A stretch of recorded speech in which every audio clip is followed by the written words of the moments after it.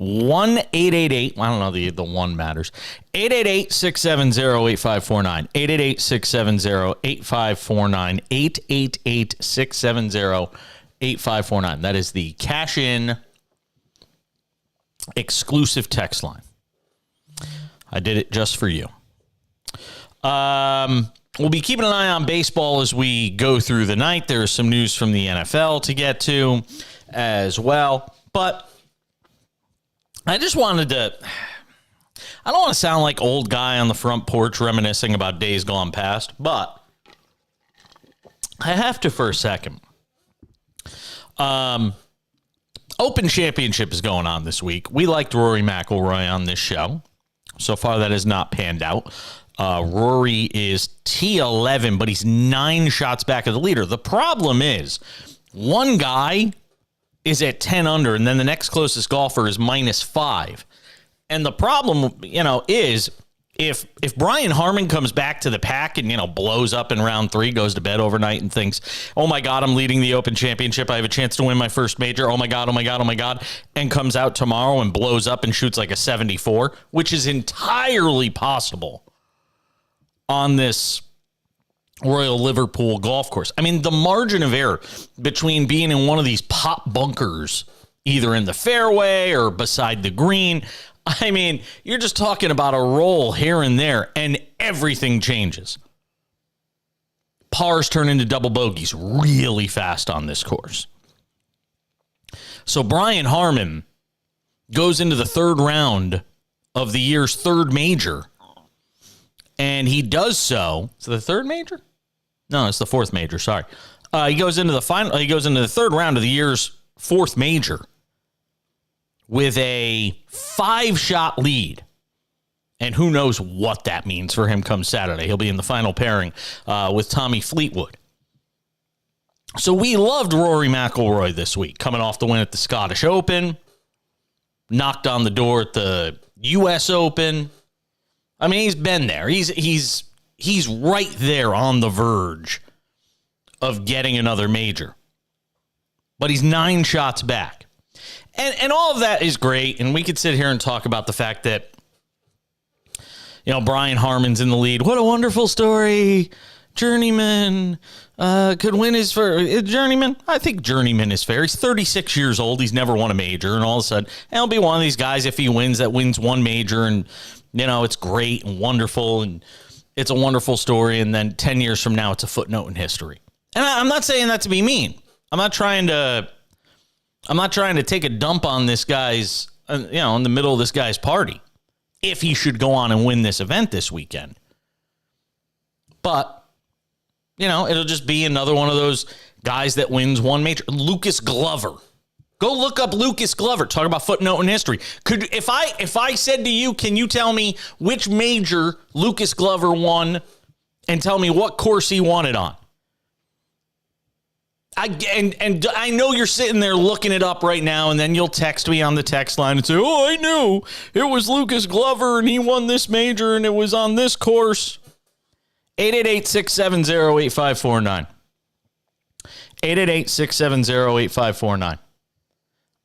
If you could tell me which course and which championship he won. We'll see if anybody comes up with it before the end of the segment. I'm sure somebody will, inevitably. But the point is, and what this got me thinking about today was how much we take for granted just how special Tiger Woods was and how amazing what we saw was, in his career and the run and the greatness.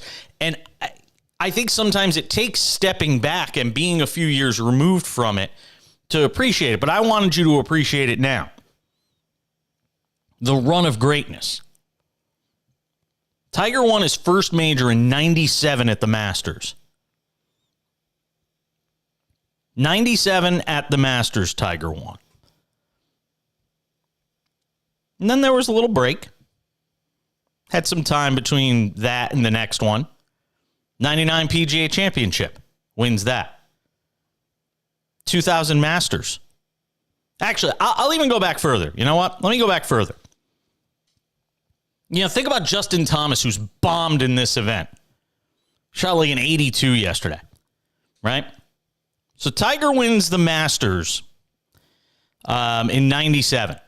Finishes 19th in the U.S. Open, 24th at the British, 29th at the PGA Championship, tied for 8th at the 98 Masters, tied for 18th at the U.S. Open, 3rd at the 98 British Open, 98 PGA Championship, tied 10th, 99 Masters, T18, 99 U.S. Open, T3, 99 British, T7, 99 PGA Championship, he wins it, 2000 Masters, 5th, 2000 U.S. Open, wins, 2000 British, wins, 2000 PGA, wins.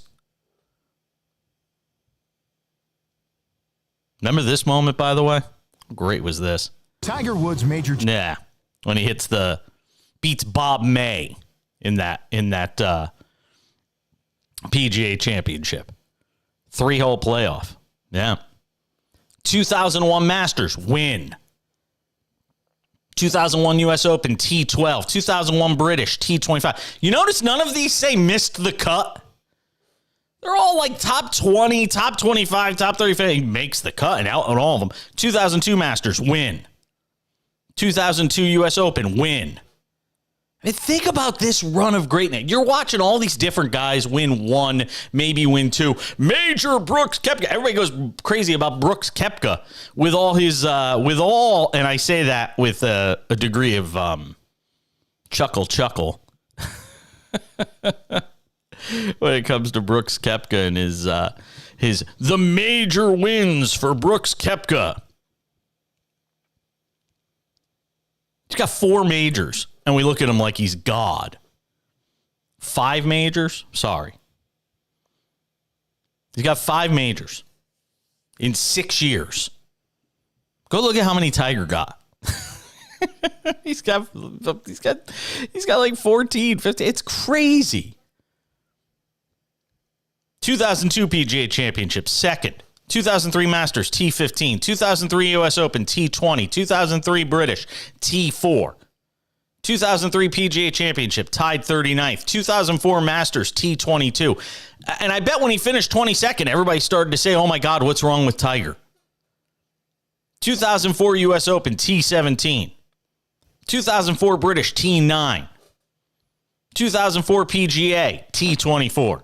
2005 Masters, win. 05 U.S. Open, 2nd. 05 British, win. I mean, look at his year in 2005. Wins the Masters, 2nd at the U.S. Open to Michael Campbell. Oh, by the way, go tell me what Michael Campbell did in his career. You see what I mean? Anybody can win 1. Anybody can figure out a way to get good for 4 days on these incredibly hard courses and win 1. They're pro golfers. How hard is it to do what Tiger did throughout his career? 2005 British, win. 2005 PGA, T4. So in 2005, he went, forget the whole Tiger Slam thing, which we already ran through. But in 2005, he was still win, 2nd, win, tied for 4th. 2006 Masters, tied for 3rd. 2006 U.S. Open, he did not make the cut. That's the only time in this conversation we've said he didn't make the cut. 2006 British, win. 2006 PGA, win. Tied for 2nd at the Masters in 07. Tied for 2nd at the U.S. Open in 2007. T12 British Open 2007. Wins the 2007 PGA Championship.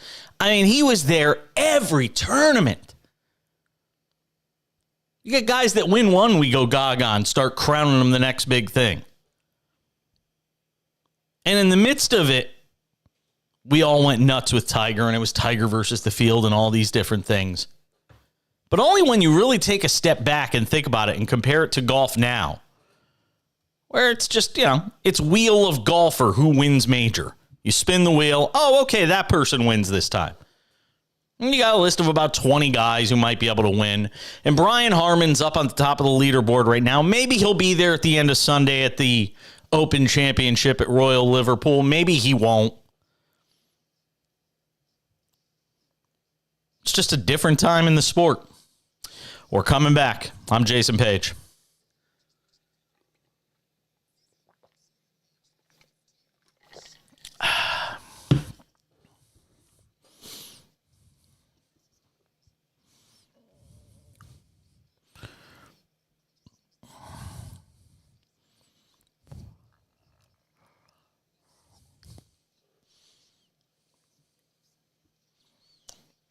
I have a live guest at 10. I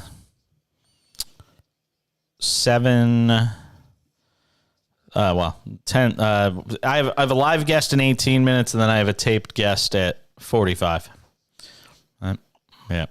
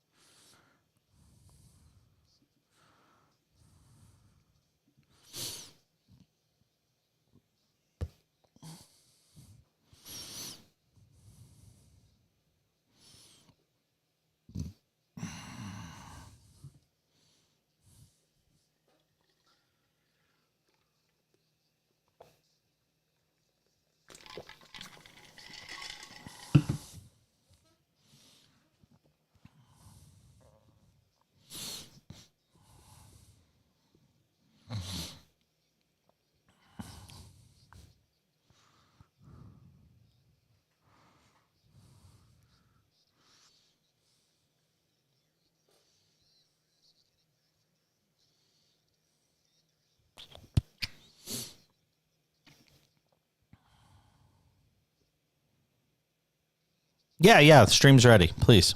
Good to be hanging out with you tonight.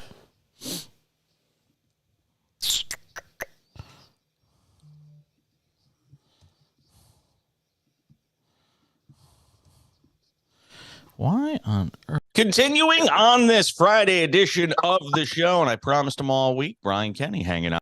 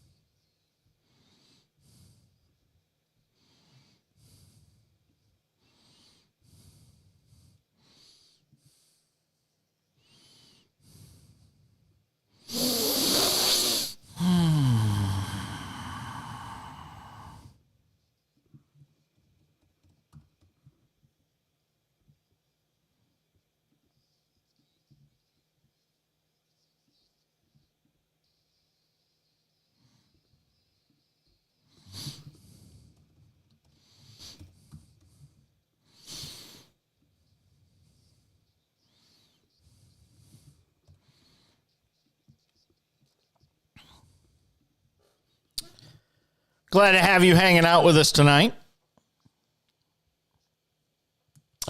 Jerry Bonkowski, his weekly NASCAR spot with us is coming up in 15 minutes.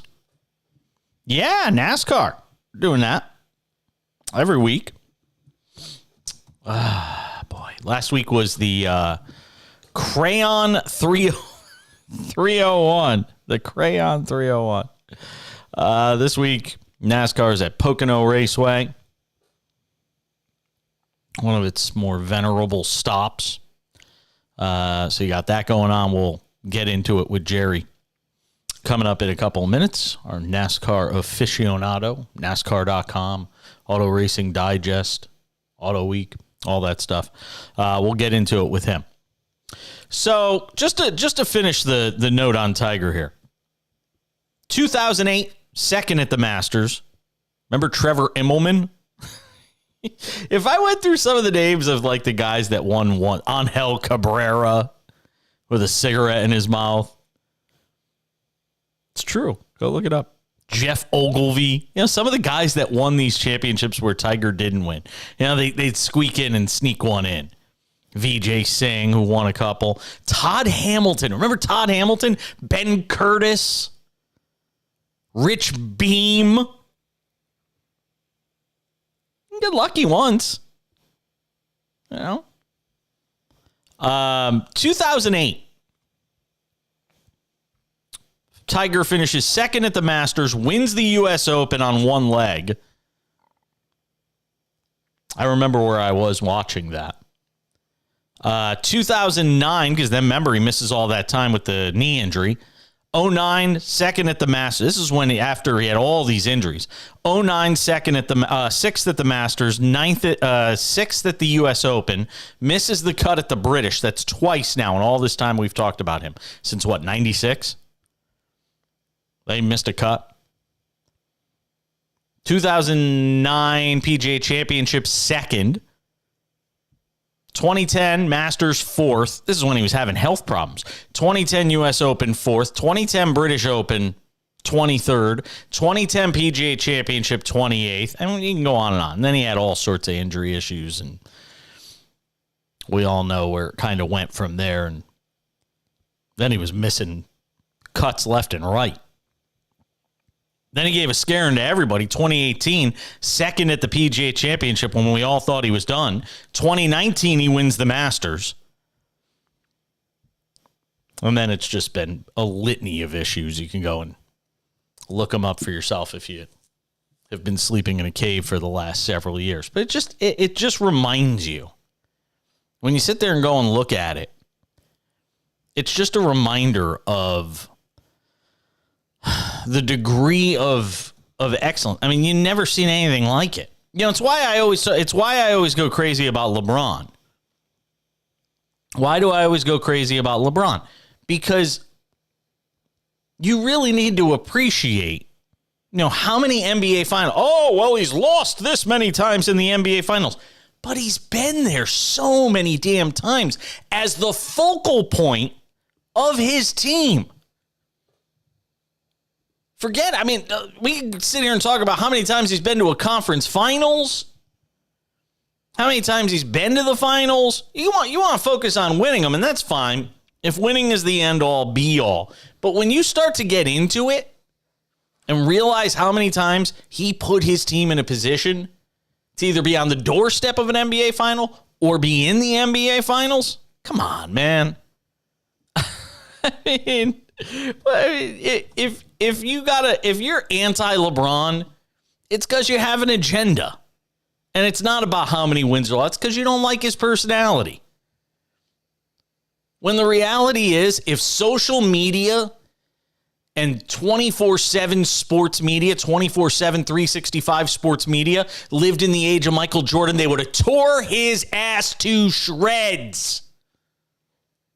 The trips to the casino, the gambling, TMZ. Oh, my God, he would have gotten destroyed. MJ would have been torn to pieces by the media for the crap that he was pulling. I mean, come on. Yeah, you hold him in awe. LeBron's been to 10 NBA championships. 10 times. He put his team as the man. Let alone just think about all the games he's played as a result of that. Remember, he was doing a lot of this before the days of load management. Come on. You got to stop and appreciate greatness when it's right there in front of you. Enjoy it now. Speaking of greatness, Mookie Betts, solo home run, top of the seventh in Texas. They got a beauty going on tonight. Rangers and Dodgers tied at 5. We're keeping an eye on all things baseball tonight. Hey, you know what happened today? What were you going to say there, Charles?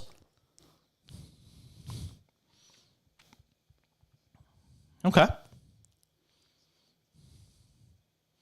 Mm-hmm. Yeah. No,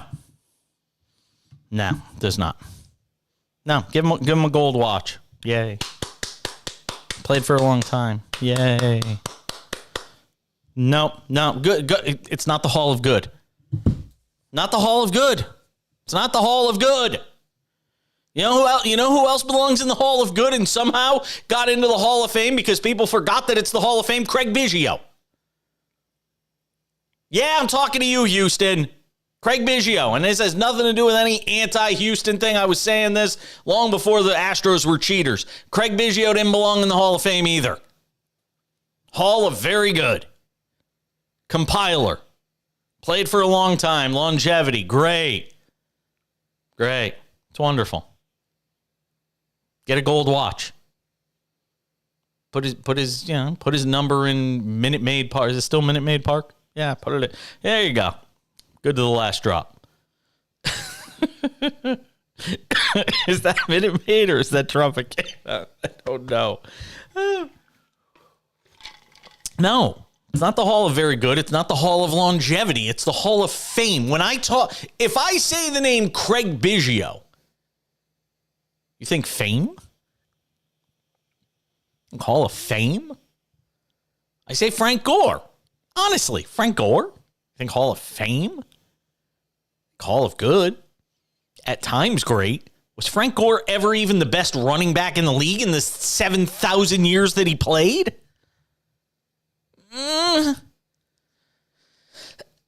Okay, great. Top 4 in his great season. Now, 3. No, he's not a Hall of Famer. It's not a Hall of Famer. And the person I would want to argue about with it can't even argue about it with me because of the fact that he has a vote for the Hall of Fame. He's one of the Hall of Fame selectors, so I can't even bring on Jason Cole because I would bring him on right now. I'd call him on the spot and say, you tell me, is Frank Gore a Hall of Famer? Not a Hall of Famer. Hall of Very Gooder. Yeah, he's the Hall of Very Gooder. That's about it. You notice I'm in a good mood tonight, by the way? For me, it's very rare to be in a good mood because the Yankees have sucked so badly lately. They've just been impossible to watch. But I'm in a good mood today. You know why?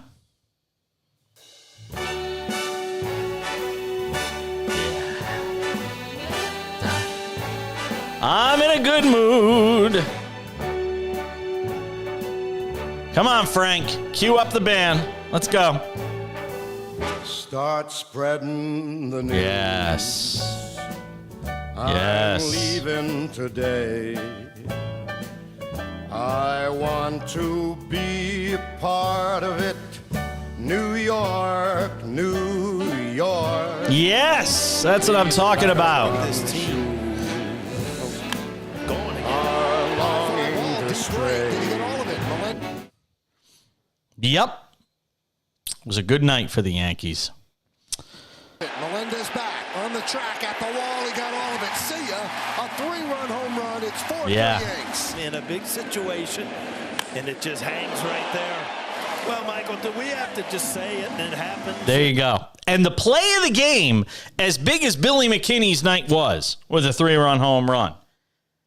If you didn't see the play that Anthony Volpe, the Yankees rookie, made, it's one of those plays where if this guy has a long, successful career for the Yankees, if that should happen, the play Anthony Volpe made to end the game tonight. Charles, if you get a chance, go on like MLB.tv or on the app or whatever, however you access your highlights, and go see the play that Anthony Volpe made tonight to end the Yankee game. Just one of those heads-up, baseball high IQ plays. Frankly, that the Yankees need more of. Jerry Monkowski talks NASCAR with us on the other side. Talk about Pocono. It's the cash-in.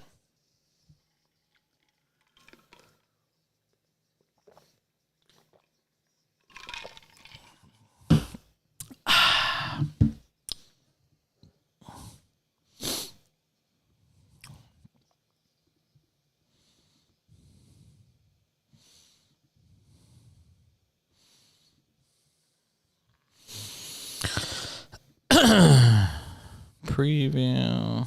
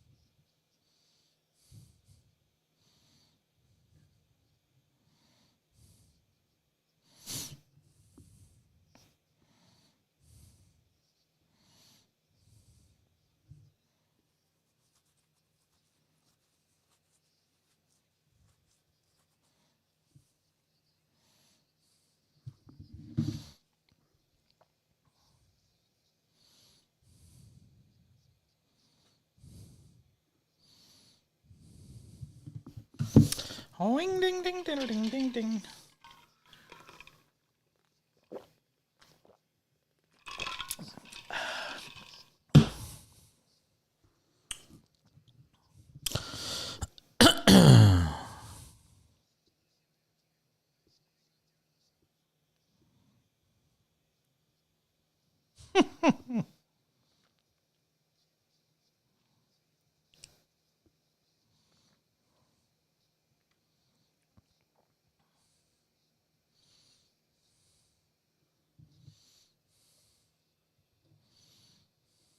The Google subscriber you have called. Heave, you leave.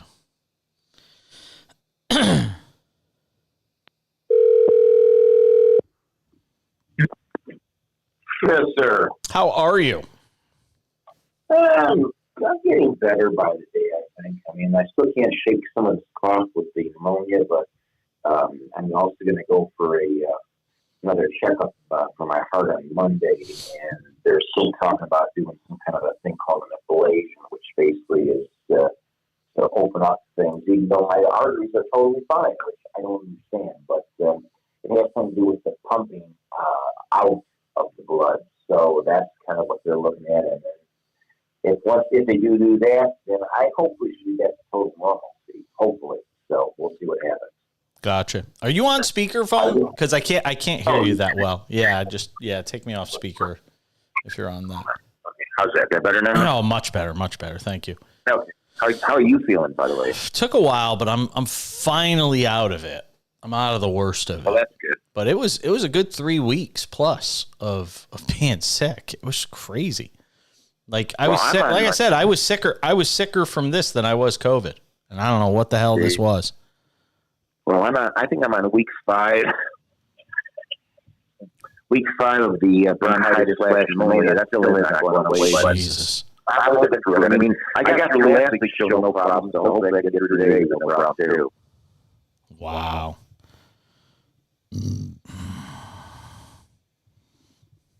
All right, we're coming back. Hold on. Okay.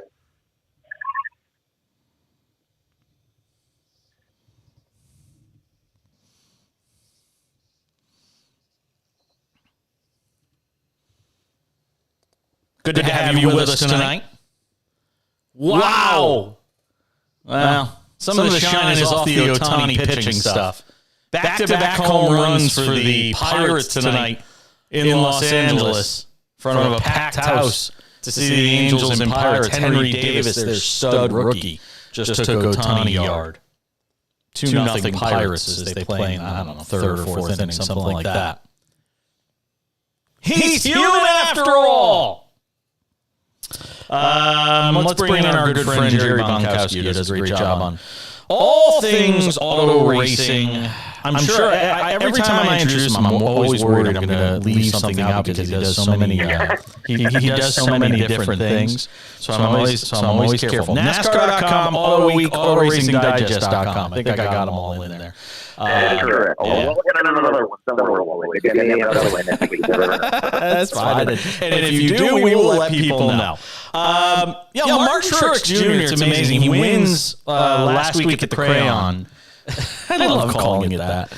He wins at the Crayon, and that's great. And then at the same time, this is a guy who's talking about retirement. I mean, it's remarkable that this guy is still, as good as he is, and here he's talking about retirement. Well, there was a little bit of a backstory to that. Martin, obviously he's racing now in NASCAR for I think 2005, I think it's been. So, he's put in his time. I mean, he's lost about 17, 18 seasons, and if I remember correctly, he's somewhere in his early 40s right now, maybe even closing in the mid-40s. So you can kind of understand why he's kind of getting tired of racing, but he also, I hope I'm not incorrect with saying this, but he and his longtime girlfriend parted ways several months ago. I mean, they may be back together, but I don't know. All I know is they parted ways there, and that could be partly, the decision, or part of his decision to whether or not he retires or not.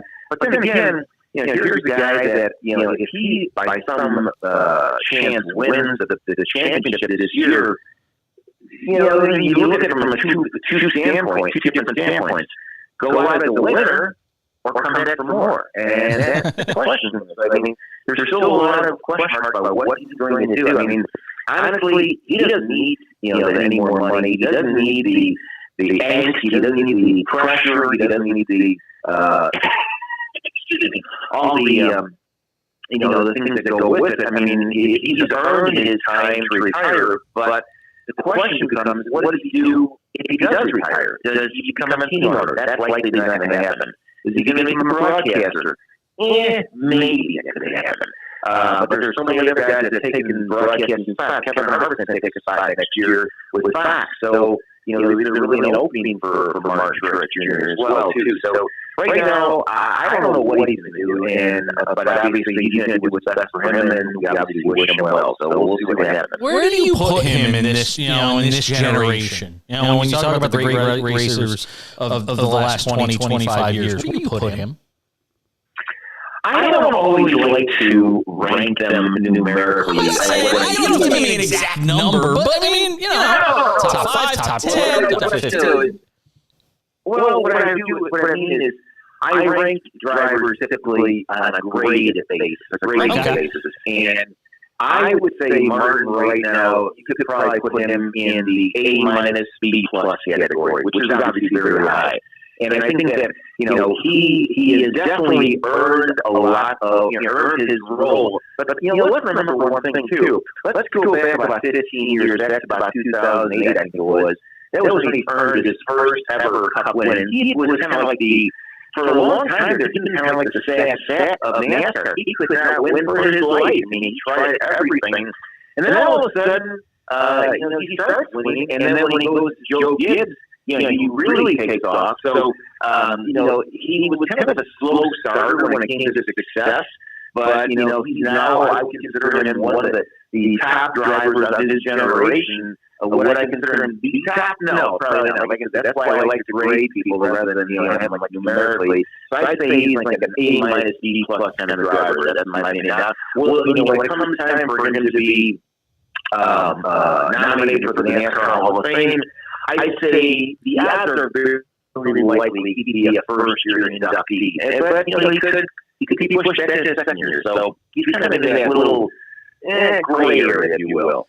The highpoint.com 400. Pocono, the triangle track. Try and give me some sense for what you're looking for this weekend. Who do you like?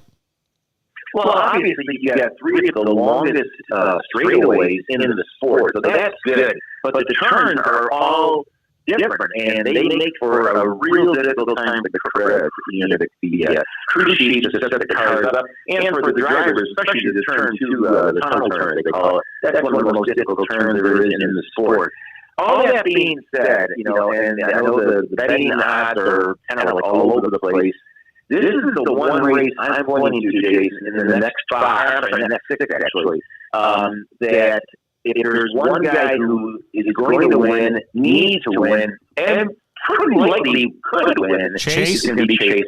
I think this is the kind of track that, it favors him, and if he doesn't do it this weekend, he's going to have a real hard time with the remaining 5 regular season races. So I think that this is the kind of thing that he can win.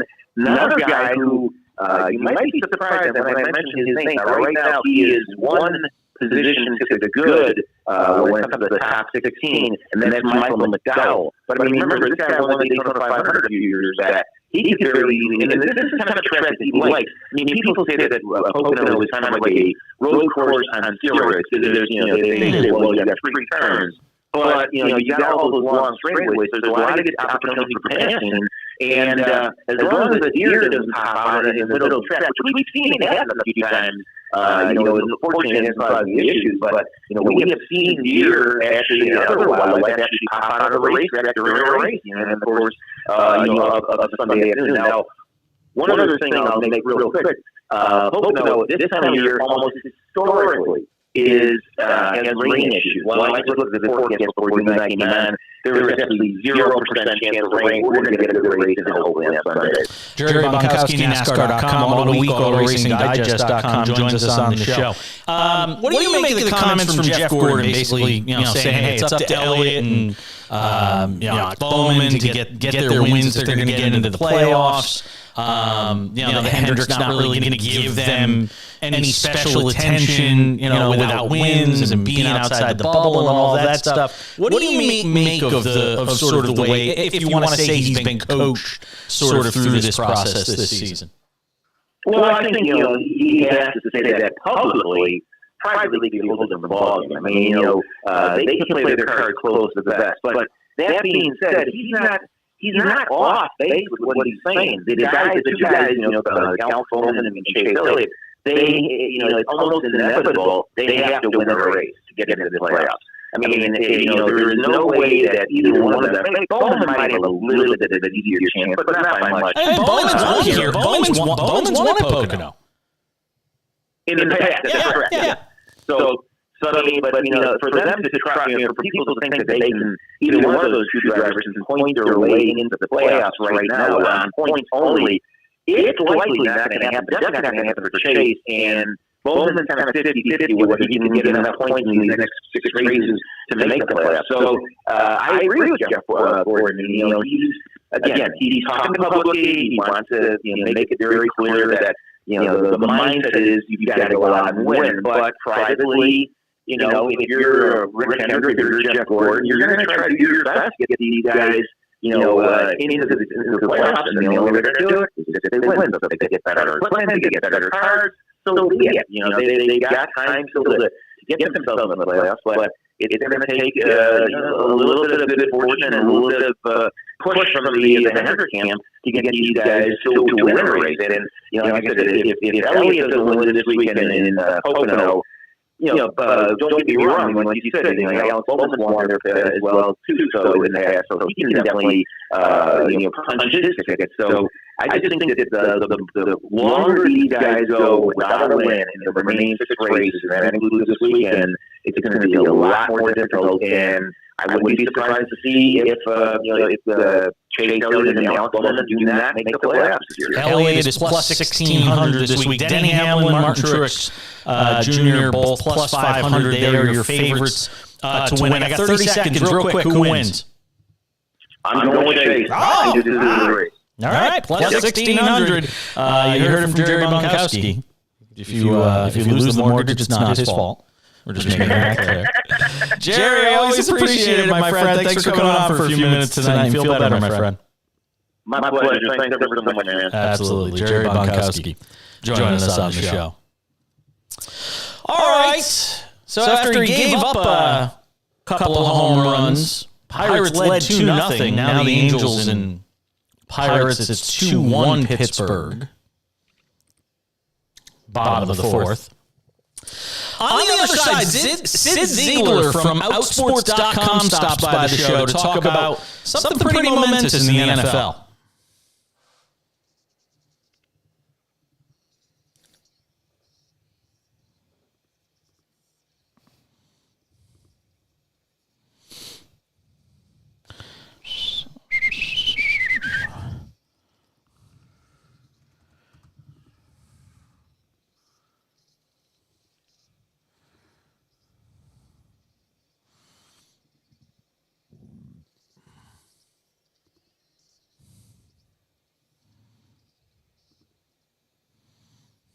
Rolling along on this Friday edition of the show. One of the stories we didn't get to cover because I wasn't on the air yesterday is the big story coming out of Jacksonville. Jaguars strength and conditioning coach Kevin Maxon coming out. He's thought to be the first openly gay male coach in major American men's pro sports. Sid Ziegler is the founder of OutSports.com. He had the exclusive on it, was able to talk to Kevin. So we got Sid on to get some thoughts from him and kind of tell us how this all came about, sort of. So, Sid, we're basically at the start of NFL training camps here.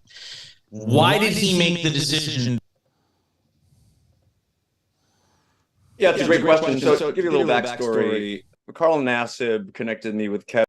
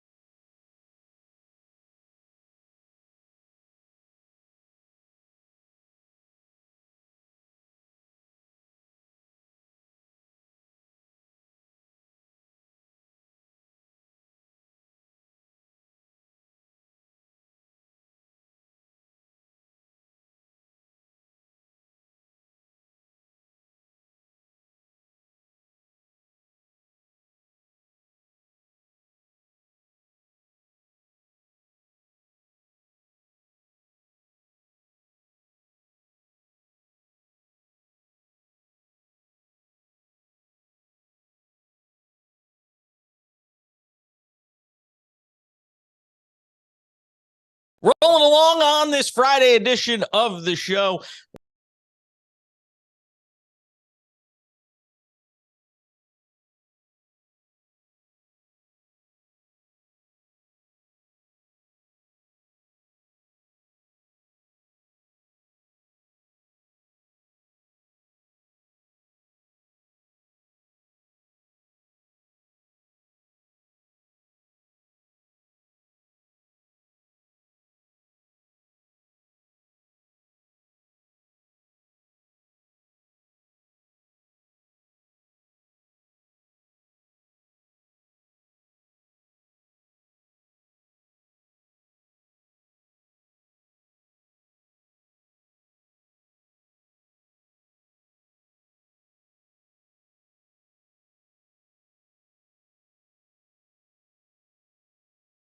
Rolling along on this Friday edition of the show. One of the stories we didn't get to cover because I wasn't on the air yesterday is the big story coming out of Jacksonville. Jaguar strength and conditioning coach Kevin Maxon coming out. He's thought to be the first openly gay male coach in major American men's pro sports. Sid Ziegler is the founder of Outsports.com. He had the exclusive on it, was able to talk to Kevin. So we got Sid on to get some thoughts from him and kind of tell us how this all came about, sort of. So, Sid, we're basically at the start of NFL training camps here. Why did he make the decision to come out now?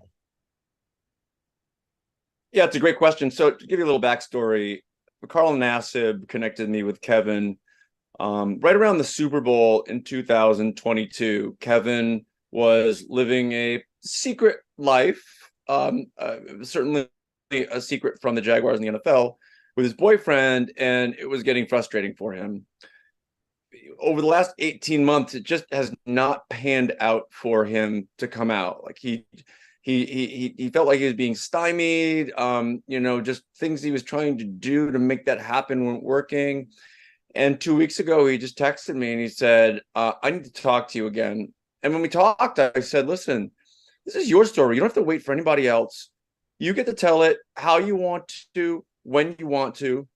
And I said, here's my suggestion was you do it. The rookie training camp starts Friday, the 21st or whatever today is. I said, do it that week. So the media responds, they get it out of the system and everybody moves on. I said, if you wait to the preseason or the season, I think that you invite some criticism, but doing it now, by the time the first season game starts, no one is talking about this anymore, and that is exactly what's going to happen. What was it that most struck you in your conversation? I mean, you've talked to various people in these sorts of positions before. What is it about him that struck you as interesting? Confidence. He's a very confident guy. When I talk to people who want to come out, I try to figure out if they're ready or not. And there have been a couple of times when I have told athletes in particular they have some work to do. There have been a number of times that I have suggested that they wait weeks or months, and I've given them some homework. Kevin didn't need any homework. He's been ready to do this for 18 months. He's a very confident guy. He loves his boyfriend. He loves his job. He knows he's good at his job. He knows he's well liked around the Jaguars organization. And that confidence is a big part of it. I also liked that he wanted to do this, get it out of the way, and move on. And just messaging with him today, he's like, I'm back to work. He said he's gotten hugs and congratulations from players and coaches. And he said he said the response has been, quote, out of this world. But he said, everybody's like, that's awesome. We're so happy to have you here. Now let's go win a Super Bowl, because that is what the NFL is about. Yeah, because I mean, look, there's the reaction that you think you might get in this sort of situation. You just never know, because people might like you as who they think you are versus how they're going to like you when they find out who you really are. And it sounds to me like you're saying from the reaction you've gotten from him, since this article came out yesterday, it's all been positive. Look, it doesn't. If you cured cancer, there'd be idiots on Twitter or Instagram saying that you're putting people out of work, right? So forget that nonsense. Kevin said the response he has received, not just from the Jaguars, across the NFL, across the sports world, his personal network of players and coaches he's worked with. Remember, he's worked at Baylor and Vanderbilt and Army and the University of Iowa. Also his home state of Connecticut. He has been overwhelmed. And Jason, I've got to tell you, this is what Outsports has preached for years. Sports world has changed. Gone are the days where homophobia is a dominant attitude in even football. It's over. And I'm so thankful that people like Kevin have trusted me. I mean, he put a lot of trust in what I was telling him would happen. And literally, it's gone down exactly as I scripted it. Frankly, it has for the last 24 hours.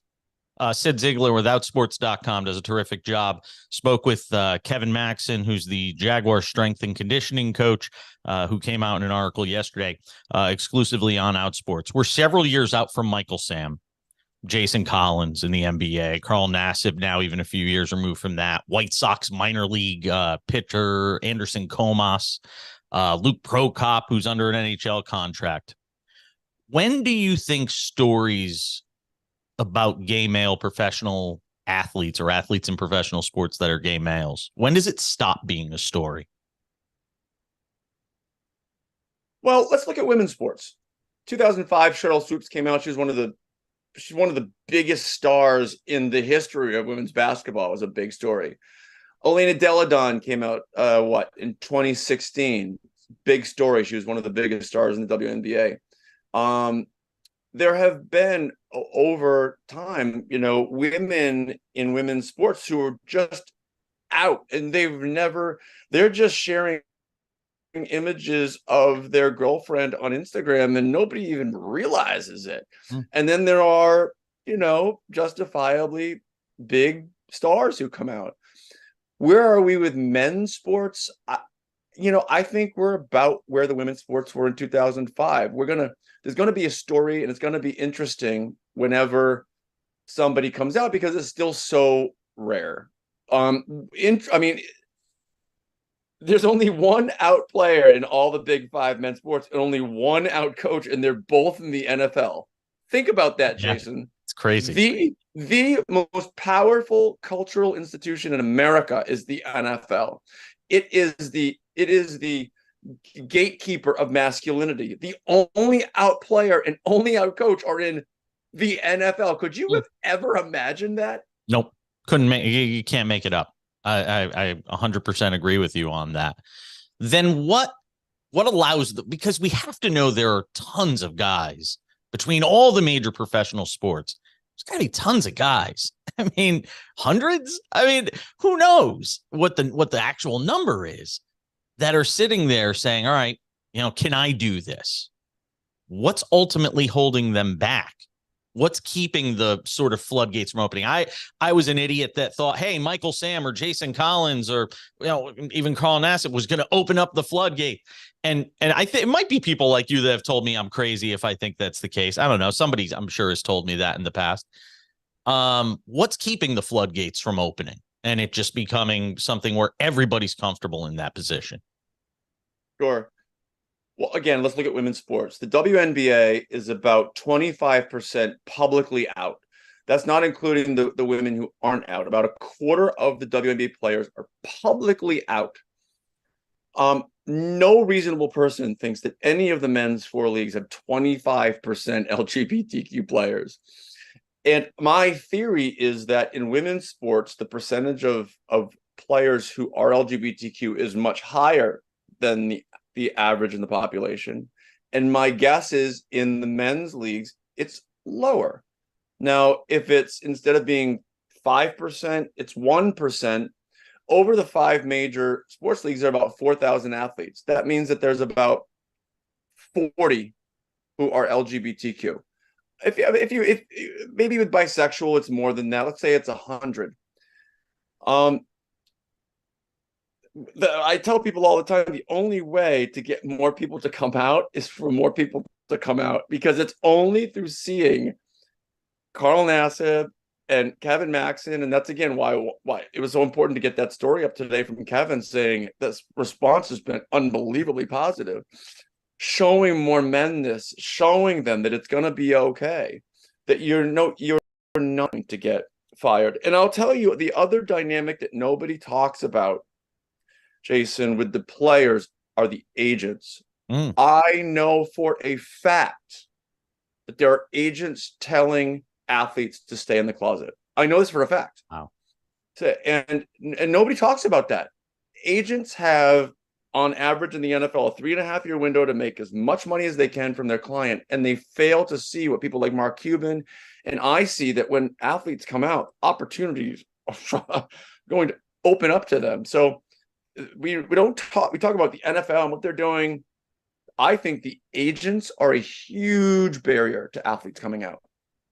That's Sid Ziegler, co-founder, founder, outsports.com, does a terrific job over there, has for years, and glad we can get you on for a few minutes, and congratulations on the exclusive. Well done, sir. Hey, congrats to Kevin and the Jaguars in the NFL. It's awesome to see. And I want to piggyback on something he said at the end of that conversation to start the next hour. I'm Jason Page. Hour number 1 of the Cash It in the books. Hour number 2 right around the corner. Stay with us.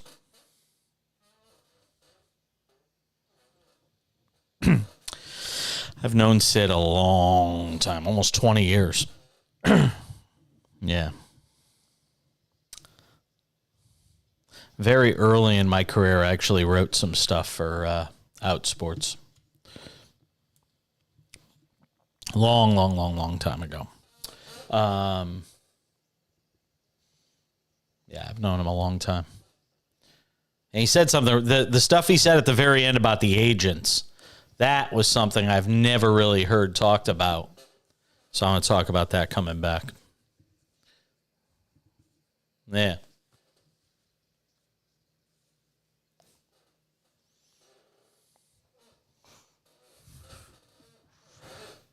Yeah. Yeah, no, I know.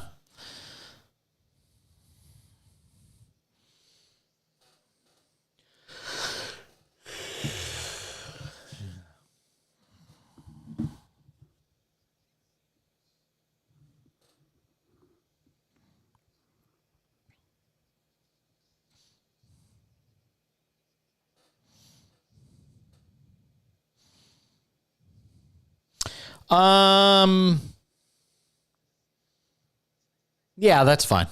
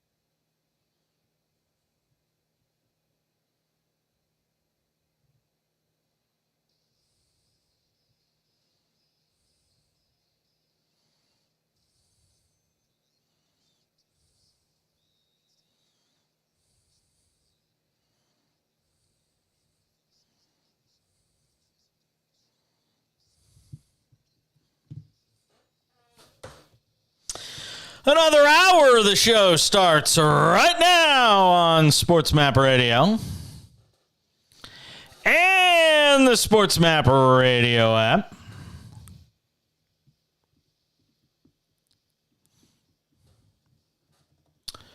Lionel Messi's debut. We'll get to that coming up in 15 minutes. Or somewhere thereabouts. I tell you.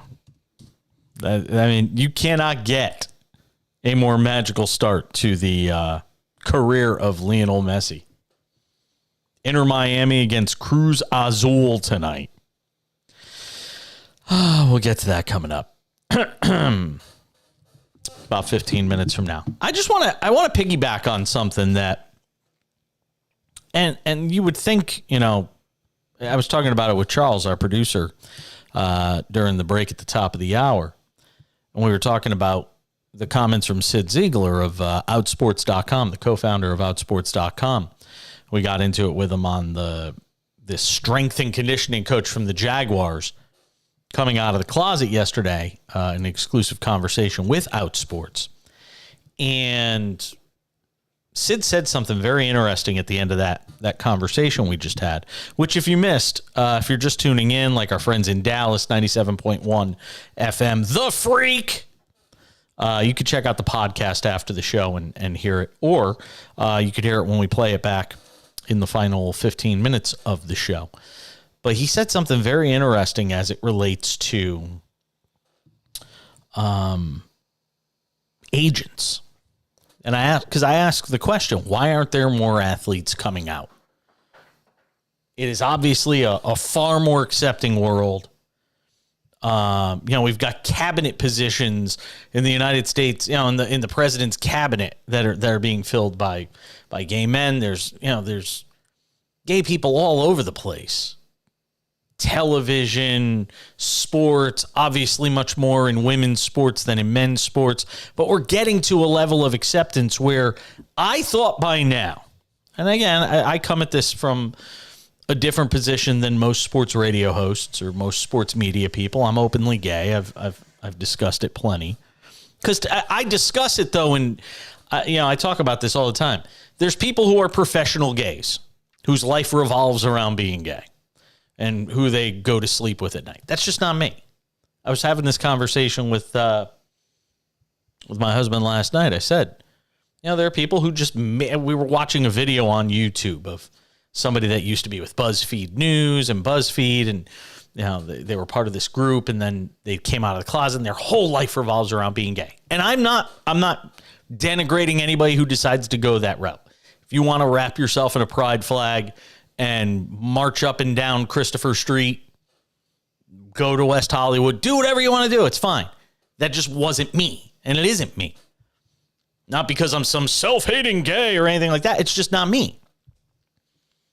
I say this all the time. The only thing that makes me gay, in my mind, is the fact of who I'm married to. That's it. It's the fact that, what I identify as or anything like that. But to me, it's like having hazel eyes,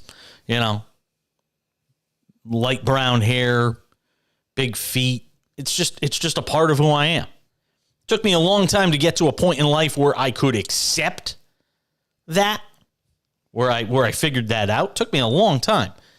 But once you figure it out, it makes life real easy. And some people, they just want to wrap themselves up in it, and that's fine. But I always thought that we would be at a place by now where it wouldn't be a story where somebody came out, that there would be so many out athletes after Michael Sam and, Carl Nassib now with the Raiders, or the Buccaneers, I think he's with now. Luke Prokop, this kid playing with the Nashville Predators organization. There's all different, people out there. But it just still seems that there is something holding people back. And when Sid Ziegler pointed to agents and gave observational data pointing to agents holding their athletes back that they're representing from coming out, that's a problem. And I got a big issue with that. Now, Sid says he knows firsthand that that's the case, that he's talked to agents and that he knows this to be true. I know a lot of agents. And I almost feel like I have to reach out to some of them to ask, is this what's happening? Why are agents so scared? I get that the majority of owners in professional sports are conservative. I totally appreciate that there is a lot of conservatism when it comes, especially go look at the NFL. There's a lot of conservatism when it comes to ownership. And it's simple. Owners have a lot of money. The more money you have, the more you tend to be conservative. It's truth. Not to say there aren't rich liberals out there. There are. But trust me, I've seen the pattern. I've known people who are more liberal when they're younger, get more conservative when they're older because they want to protect their, they want to protect their nuts. Like a squirrel, They want to protect what they have. They want less taxes as they get older. It's just the nature of the beast. So I get that there's conservatism and conservatives that own a lot of these major league teams and sports and all that stuff. I also could tell you this, in baseball, I think part of the, and I don't want to call it a problem, but part of the issue is go look at the makeup of baseball. A lot of Dominican, a lot of Puerto Rican. And in a lot of those cultures, being gay is not easy. It is not treated well. So that has a lot to do with it as well. And and frankly, I know, I also will tell you this, being friends with some people that are, either related to Major League Baseball players or close to baseball players, a lot of the people in baseball are conservative. It's a lot of conservatism in baseball. So there's just not as accepting an environment for some of these guys who might want to be their authentic selves. But to hear that agents are holding back their own athletes because they're worried about the financial shelf life of these guys, which then impacts their bottom line and their financial shelf life. If that's true, that is extremely disheartening. But it doesn't shock me. Go and look at what we think of agents in professional sports. And I'm not saying all agents are this way, so I'm not casting everybody with the same brush. But there is definitely something to be said for the fact that there are a lot of agents out there that are looking out for their best interests. And yeah, they care about their clients, but they probably care about their own bottom line more. And to some degree, there's a natural instinct to that, right? Even if you say, if you're Jerry Maguire and it's about putting your client first, even if you say that, subconsciously, you got to be looking out for number one. I can't wait for the day where it's not a story, where it doesn't matter. I can tell you in sports media, as much as people will pretend that it doesn't matter, as much as people will want to tell you we've advanced, we've progressed to a certain point, I can tell you for a fact it matters. In sports media, I say it all the time, the only difference between sports media and playing is the uniforms. Because a lot of the mindsets are the same. I had 2 long-term sports radio gigs prior to where I am now, in having launched my own show and my own media company. And in two very prominent places that I worked, being openly gay was not easy. Being out in the workplace was not easy. And all it takes is the wrong person in a position of power who has some issue with gay people or some degree of homophobia, and your whole career path could be sent on a detour. And I could tell you, mine was in at least one place, one very prominent place. I'll save it for the memoirs, which I am writing, by the way.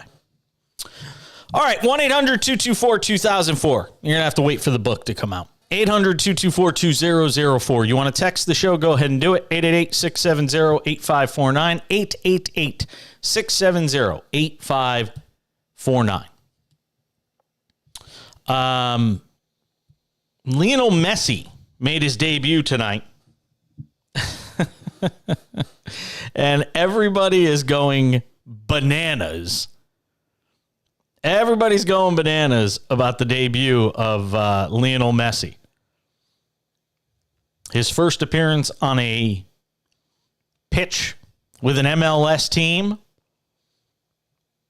It took a while, but Messi made his impact felt, and who knows if MLS will ever be the same as the Lionel Messi era has started with Inter Miami. We'll come back. We'll get to that. That is what most of the world calls football. And then there's American football, which we call the NFL. I'll get to that coming up a little later on as well. Good to have you with us on this Friday edition of The Cash In. I'm Jason Page. Glad to have you with us. SportsMap Radio on the SportsMap Radio app.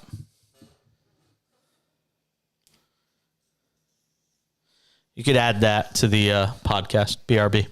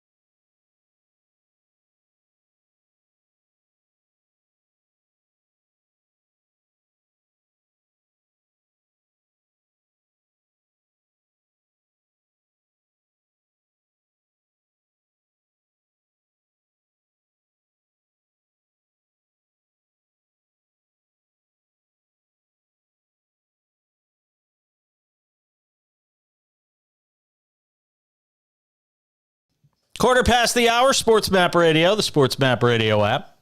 Boy, Pittsburgh and Angels has been a slugfest tonight. 8-4 Angels on top of the Pirates as they play in the bottom of the fifth. That's a bit of a wild one tonight, huh? You know, sports has certain moments in time by which we define them, right? I mean, life has a certain moment of, if you just think about the history of the country, right? Think about your own life. You know, there are certain things where you remember where you were when you heard about them. I'll keep it to sports, because if I stray outside of sports with this one, I could risk saying something that offends somebody, and I don't want to do that.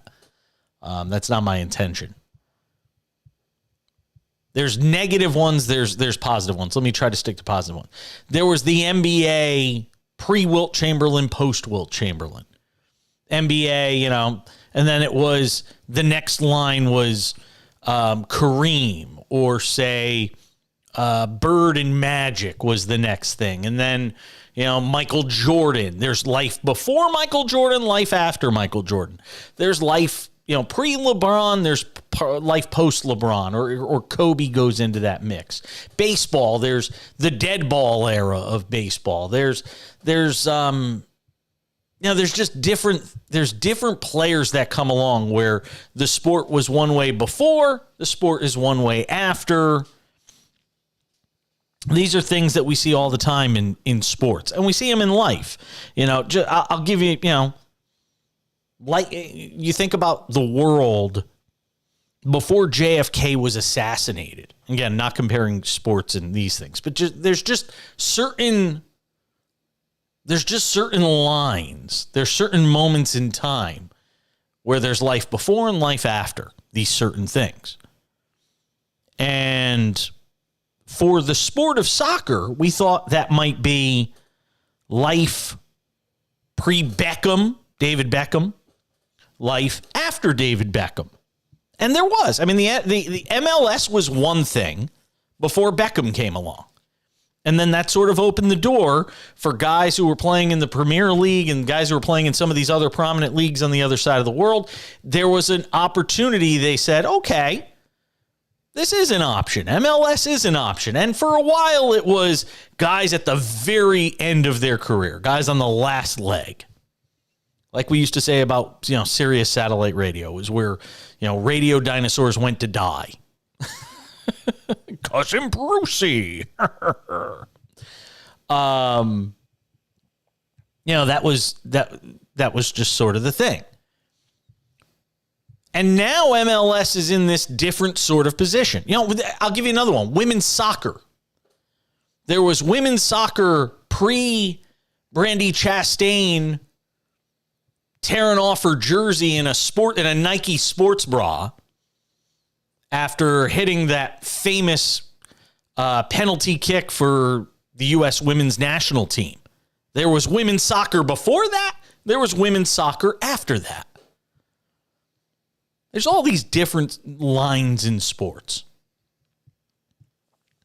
And now you're in that situation with MLS, with Lionel Messi, who played his first game tonight against Cruz Azul in the Leagues Cup on Apple TV. And again, life pre Lionel Messi and life after tonight.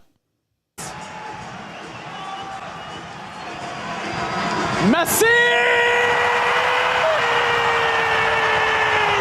Could it have been any other way? Magnificent!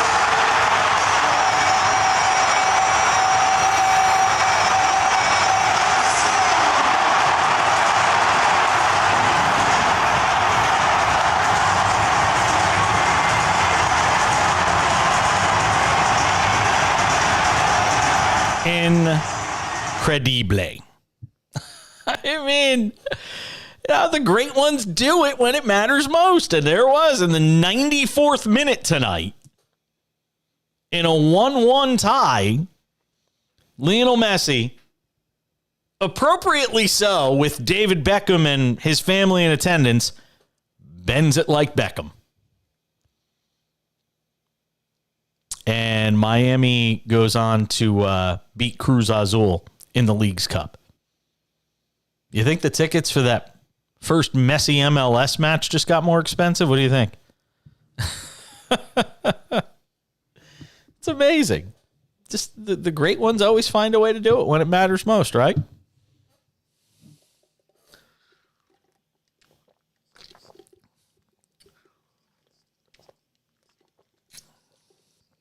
I don't know about that.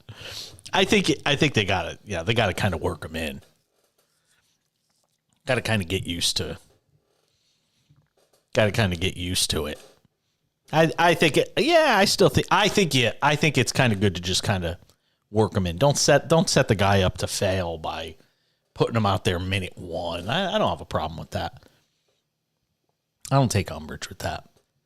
But it is amazing. I mean, and you got to see this kick. I want to say it was probably 30 yards. Let me look at it again here. See if I can. It's harder to tell in looking at a soccer pitch. Yeah, I'd say. How big is the penalty box? Do we know? How big is the I'm such a soccer amateur. I get the sport. I understand it. I know the rules and all that, but it's one of those things that I don't spend a ton of time watching. Yeah, I'm going to say it was probably about 20. Oh, yeah, that's easily 30 yards. Yeah, that's easily a 30-yard kick in his debut. And, I mean, he put it high, left-hand corner. There's no way that the goalkeeper could have caught, could have blocked it or stopped it. I mean, he put it in the only place where it could not be stopped. Serena Williams was there. She was losing her mind watching it. Yeah. Was that, Charles, I hate to ask this question. That was in Miami, right? Okay. I'm just making sure. I'd never seen an Inter Miami game, so I didn't know what their stadium looked like or anything like that. 94th minute, and Inter Miami beat Cruz Azul 2-1 in League's Cup opener. Pretty remarkable stuff. If you get a chance, go and check out the highlight. But it really is. It's true. There's life. There's the MLS. There's the MLS. There's MLS pre-Messi and there's MLS post-Messi.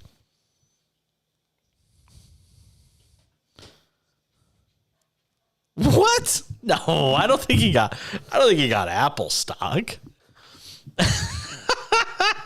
Did he really? Now I'm looking it up to see if it's true.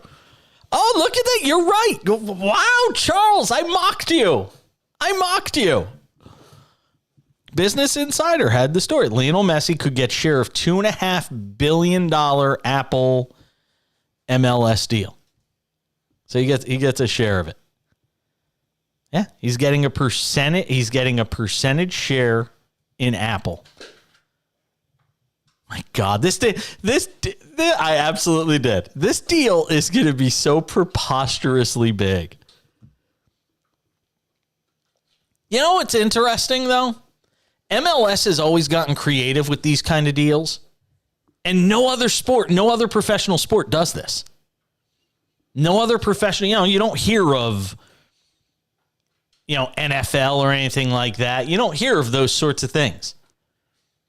Even in the United States, this is kind of amazing. How much was Messi's deal worth? Let me say, how much is Messi deal with Miami worth? And there's a reason I'm typing this and looking it up. Okay. So here's the deal. Think about this for a second. This is remarkable. We think about we're talking about Shohei Ohtani getting anywhere from $50 to $700 million this offseason when he signs wherever he winds up signing. I'm talking about 500 to 700 million for that deal. Messi, 2.5-year deal. Before additional compensation from MLS partners Adidas and Apple. Before that, $150 million. Even in the U.S., when it comes to contracts for professional athletes, soccer still rules the roost, and it's relatively new here in this form. We're coming back.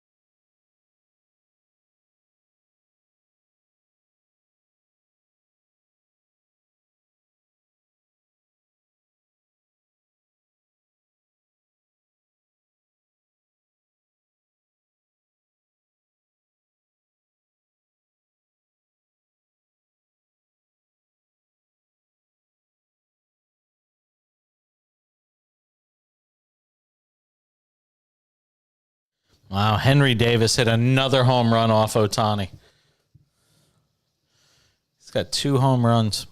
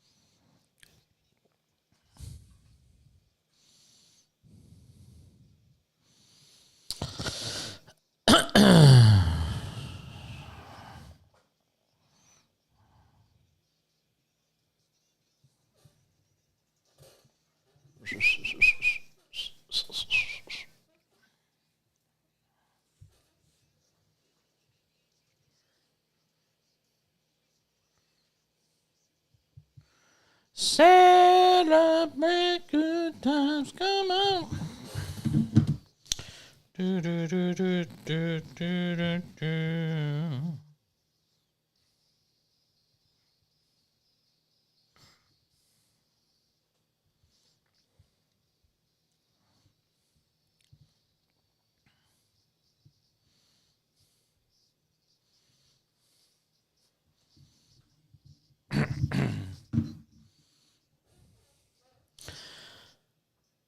Dodgers beat the Rangers tonight 11-5 in Arlington. Houston leads Oakland 5-4.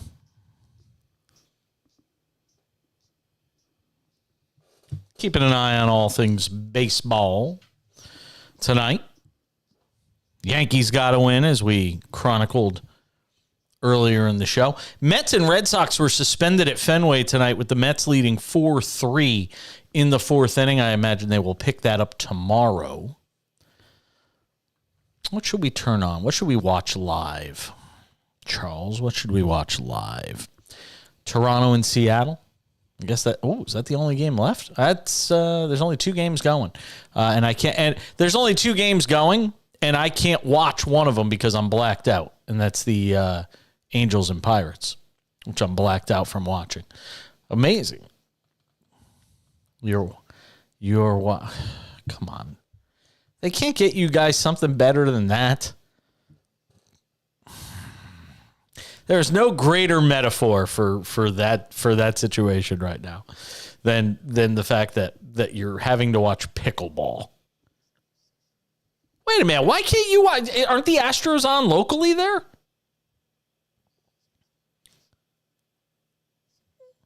What do you mean, Space Cowboys? What do you mean? The Astros are playing right now. Yes, they're playing Oakland. Why don't you turn that on? I mean, come on, man. Can't be watching no Space Cowboys. Houston and Oakland is one of the 3 games going on right now. You know what? I'm turning on Houston and Oakland because the Mariners are an absolute dumpster fire right now. Did you hear the story? Houston, he was a prospect last year. He struggled last year. He was having a good year this year. He got off to a good start, struggled a little bit lately. Jared Kelenic. Did you see this? Jared Kelenic, the, I guess enigmatic at times is the way to describe it. I guess he kicked a cooler and fractured his foot yesterday. Again, talk about metaphor for a season.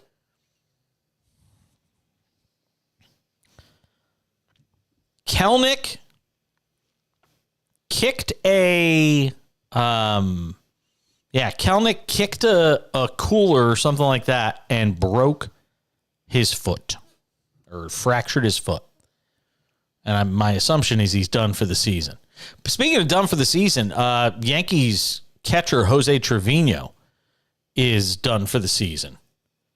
He's been dealing with an injury all year, and it was just a pain tolerance issue, and it got to the point where the pain was just too much. I think it's a shoulder injury.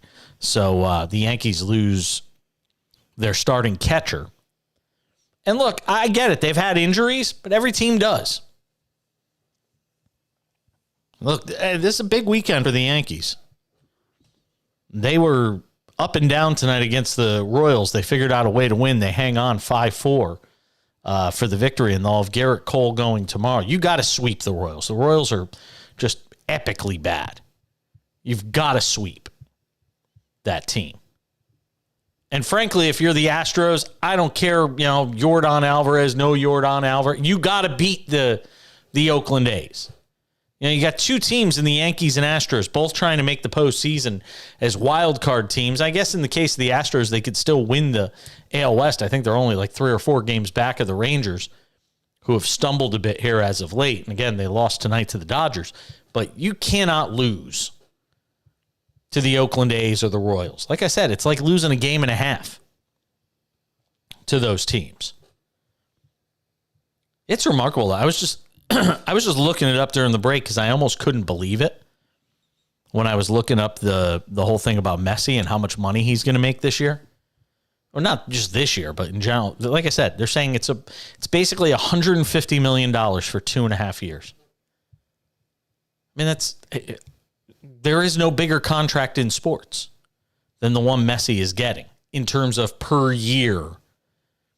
And again, that doesn't even get into the creative stuff they've done as far as Apple and the ownership stake and all of that stuff. It's just crazy. And I'll do you one better than that. By the time his deal, ready for this one, Charles? By the time his deal with Inter Miami is done in 2.5 years, Messi in career earnings, I'm not talking about endorsements and all that other stuff, in earnings for his career will have made $1.6 billion. $1.6 billion.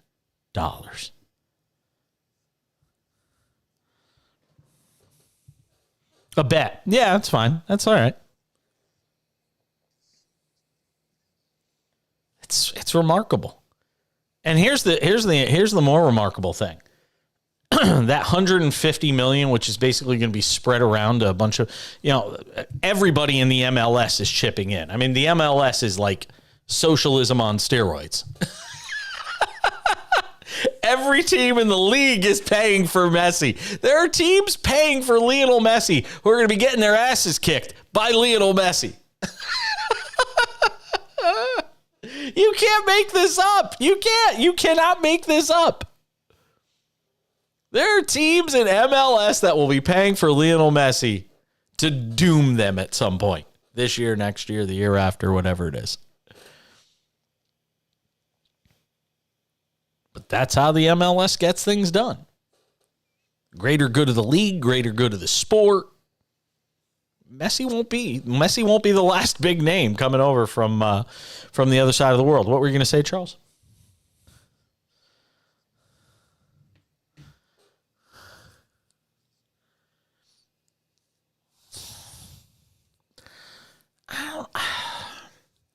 I think you bring up something. You bring up something really strong here.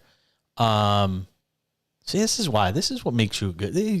See, this is what makes you a good producer, Charles. Don't let anybody tell you different. See, like if we were like a real team in a show and you worked on the show every day, this would be something really good that you just brought to the table. I mean, it's good now, but this is a really good thing you bring up. Major League Baseball is competing with the NBA and the NHL. Nothing competes with the NFL in this country, right? We all agree on that. But Major League Baseball is competing with those things. The NHL is competing with the NBA and competing with all these different things. And they're all competing with each other. And I think what you just said is so spot on that MLS isn't thinking about competing with the NFL. It's not competing with Major League Baseball or the NHL or the NBA. You couldn't be more accurate in your statement. They're trying to compete with Premier League, the Saudi League, La Liga, and they know they're not there yet. Don't get me wrong. The Saudi Super League or whatever it is, which I think actually a lot of people think MLS is better than the Saudi Super League, but unless you're Cristiano Ronaldo and you're carrying the bag around for the Saudi PIF, and you've got to say that you're better than MLS, otherwise I think you're spot on. MLS isn't concerned about competing with Major League Baseball dollars and NHL dollars and all that. It's in its own world. It's in a completely different stratosphere. It's in a completely different league, so to speak. It wants to be viable and in the same conversation with the Premier League and all these other leagues on the other side of the world. I think you're 100% right about that.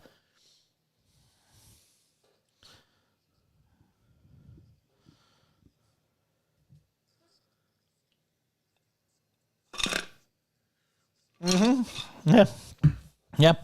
No, I think I think you're so on point with that. It's a really strong point. See? Look at that.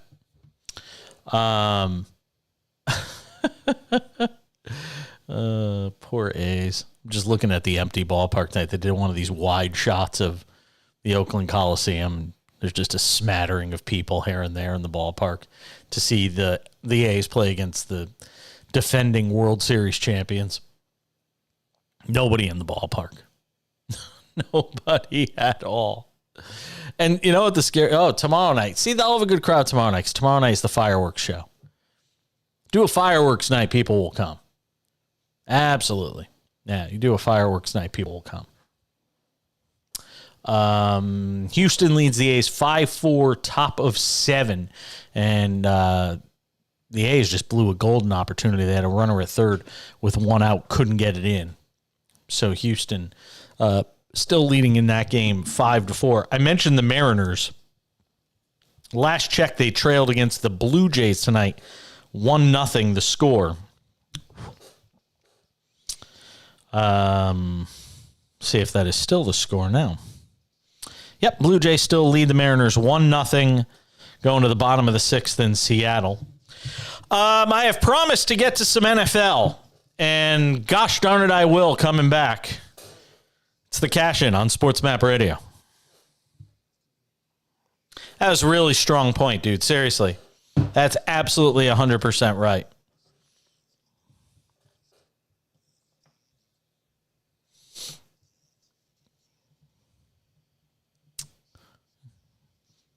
Yeah, no, it's true.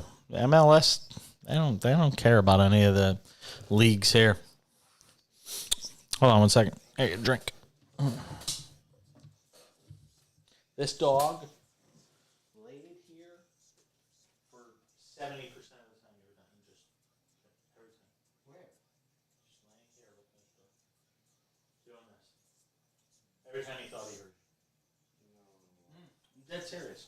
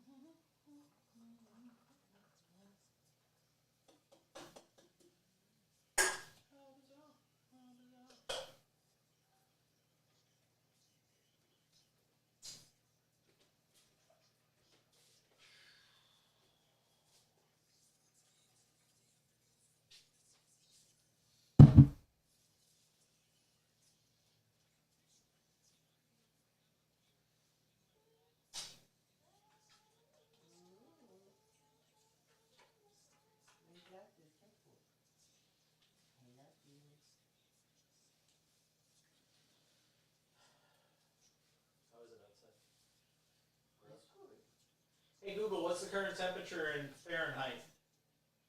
Currently in Palm Springs, it's 106 degrees Fahrenheit. It's ridiculous.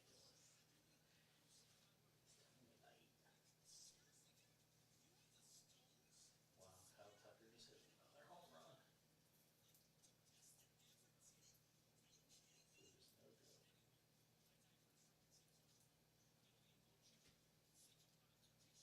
Oh, he's got 3 home runs tonight. Wow. Holy shit.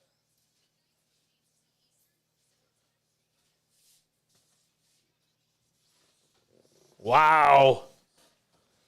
Wow.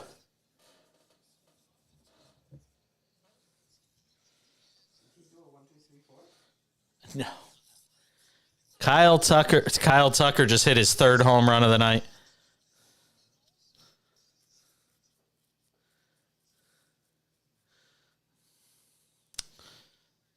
Three home runs. And it's only the top of the 7th, which means he might get one more at bat. Get a chance to go for 4.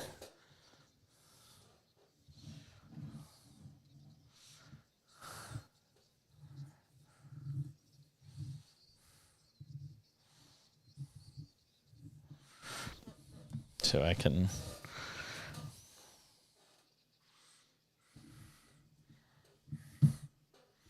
Elephants and acrobats. Lions, snakes, monkeys. Mm-hmm.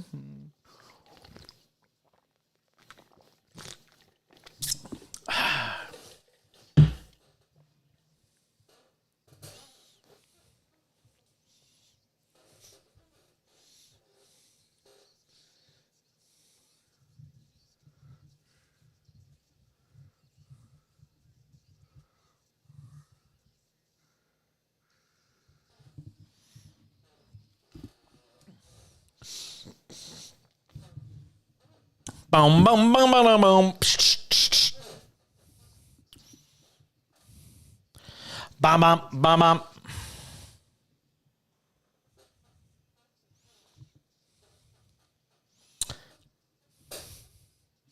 Good to have you with us tonight.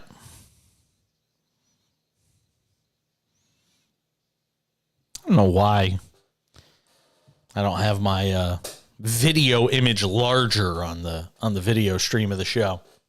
I just fixed that, though. So you get me a little bigger on the video stream. Those of you watching, appreciate it. Over on Twitter, at The Back Page, on Twitch, Jason Page 77, if you're not following me there. And on YouTube and Facebook, just search for The Cash In with Jason Page, and I'm sure you'll find the show somewhere.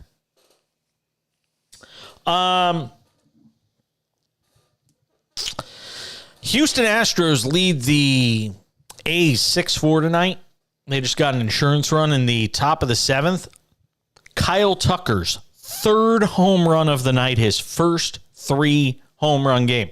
And if not for a guy named Shohei Ohtani, you'd be talking about Kyle Tucker in the MVP conversation. Absolutely. I mean, he is having that kind of season. Funny thing, I don't know if I have a lot of it. I know I have some of his rookie cards, but I don't know how many of them I have. I got to go look around. But Kyle Tucker, with that home run tonight, is now at 303, 17, and 68 on the season. I mean, he's having a really special year. I mean, talk about picking up the slack. And look, this is the difference. And I'm sorry, I got to do it. It pains me to say this. This is the difference between the Yankees and the Astros. The Astros lost Yordan Alvarez, who is their Aaron Judge. And before you say, well, he's not Aaron Judge at 60, Yordan Alvarez is to that Astros lineup what Aaron Judge is to the New York Yankees lineup. Yordan Alvarez got hurt. The Astros didn't fall apart. Aaron Judge goes down. Yankees look like a AAA team. Billy McKinney. Had a nice night tonight, but my God, it's Billy McKinney. By the way, Kyle Tucker, 16 home runs, 67 RBIs, and 17 stolen bases as well.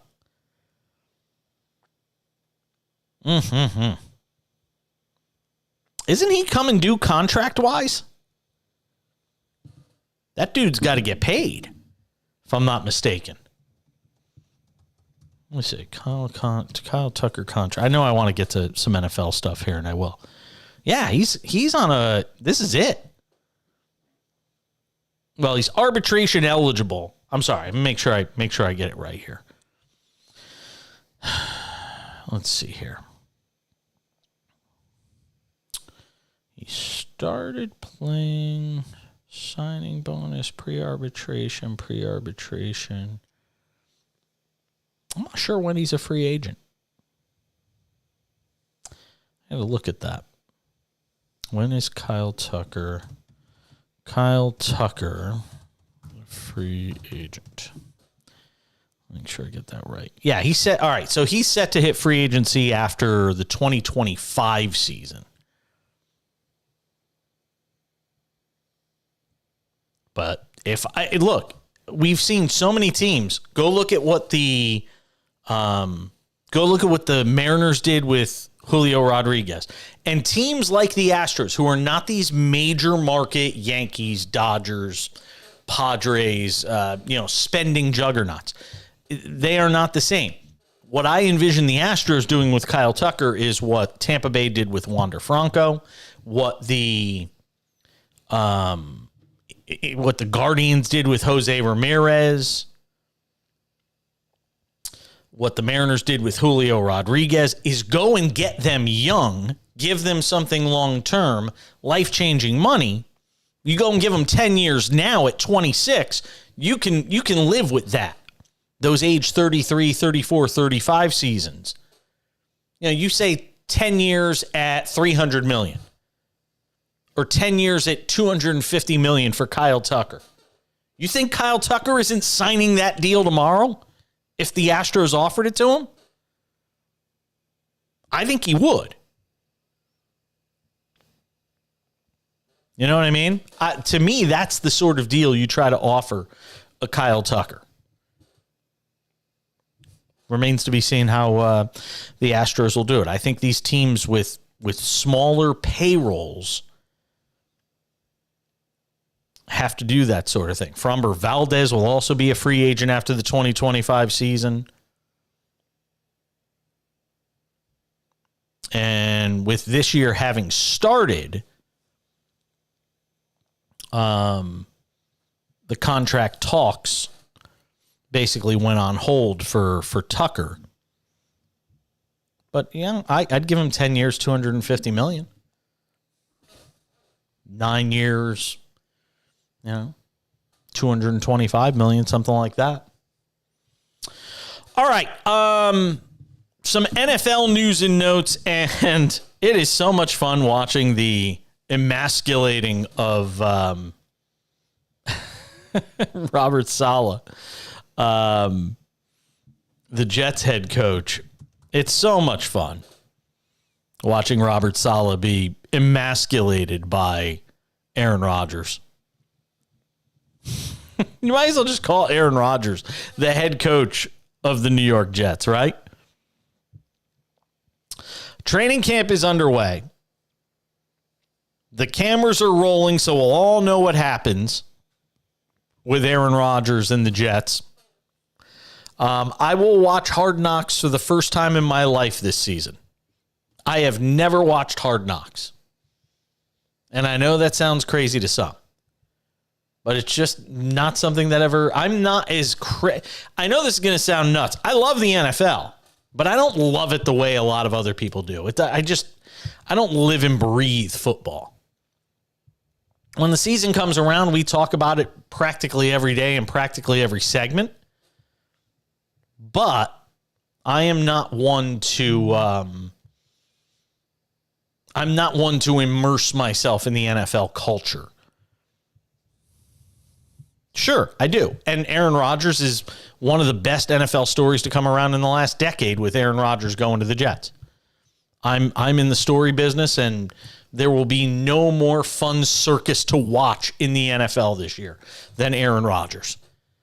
He is going to make my job so much easier as a sports radio show, talk show host, as a TV personality, put personality in air quotes.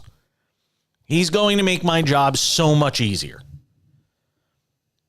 But when you hear Robert Saleh, story in Bleacher Report today, Julia Stumbaugh wrote it. When you hear Robert Saleh, the coach of the Jets, listen to this. This is just great. What are the little things that Aaron does that make you go, God, this guy just knows he gets it? I love the way he messes with the defense. Looking at the safety, tell him, come on down. I know you're coming. When we're trying to disguise, and it, makes me laugh. But he's a coach that can still play football. So. In your time working with him, is there something you've learned about Aaron that has surprised you or you just didn't expect? No. I guess the one thing for me is just how thoughtful he is. Thoughtful with his words, very mindful, and he is very observant. He's watching everything. He's very connected to he doesn't want to just be connected to his teammates or his position room or his coach. He really wants to connect to everybody, and that includes the people upstairs in the business department, the chef, the equipment guys. So he's a world-class human. Oh my God. Can we make a recording of that? Because there's the before and then there's the after. And there's going to be an after, whether it's 1 year from now, 2 years from now. There's going to be a before and there's going to be an after. And just because of the odds, just because there's only one team that wins a Super Bowl every year. There's 32 NFL teams and 31 of them are losers at the end of the year, right? Some bigger losers than other, but everybody but one team at the end of the year is a loser. But there's the before, which you're getting now from Robert Saleh. He's a coach on the field. He's so thoughtful. He's a world-class human being. Oh, I can't wait for the after. Sign me up for the after. Like I said, man, I'm in the story business. Whether it's a year or 2 years from now, I could promise you the Aaron Rodgers story. It's not going to sound like the before, like you just heard from Robert Saleh.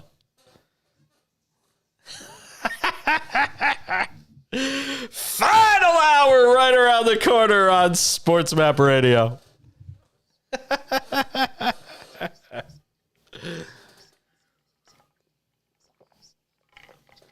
Oh, he's a world-class human being.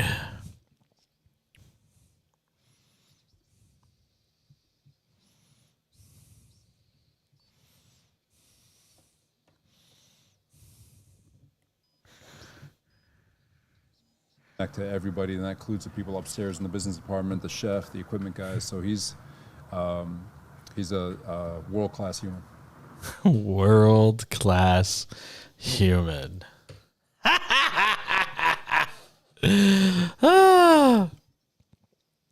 He's a world-class human.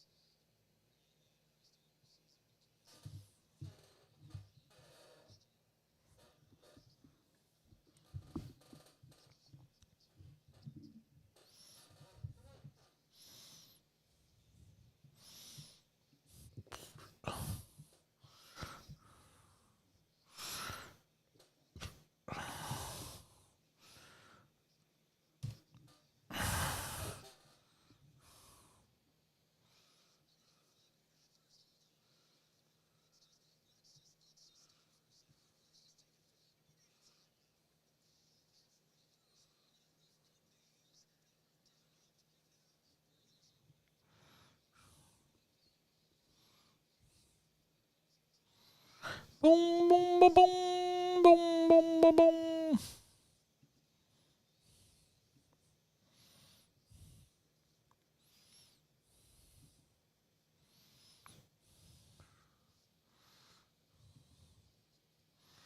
Boom, boom, boom.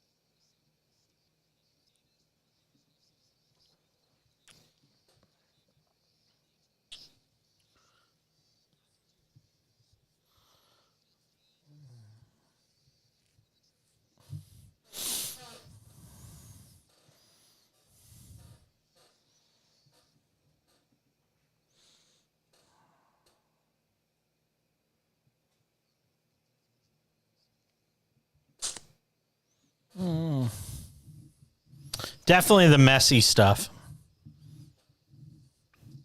Definitely the messy stuff.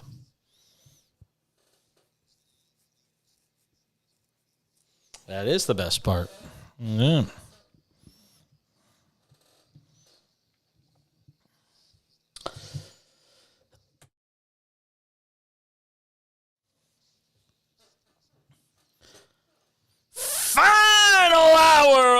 Thursday, Friday / Saturday edition of the show.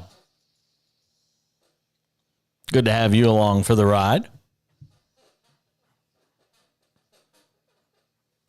I'm Jason, imitating the banana doing peanut butter jelly time behind me. That's our tidbit, by the way. I've always get people asking me, what's that thing behind you on the video feed? That is a tidbit.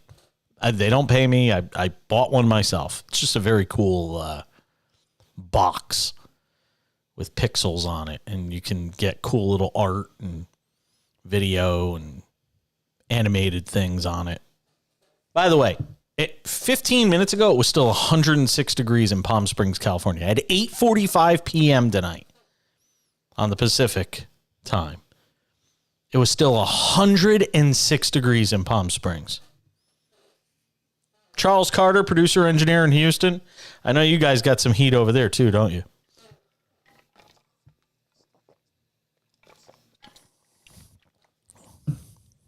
Oh, the 88% humidity is a killer. I mean, it's consistently been around 115 here the last 2 or 3 weeks. But man, 102 with 88% humidity. Nope. I can't do it. Sorry. I know nobody's going to cry if I don't show up in Houston anyway, but wow.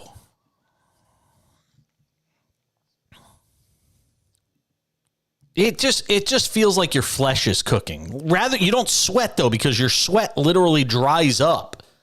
Because it's so dry, like there is no humidity. It's 115, but the dry heat thing is real.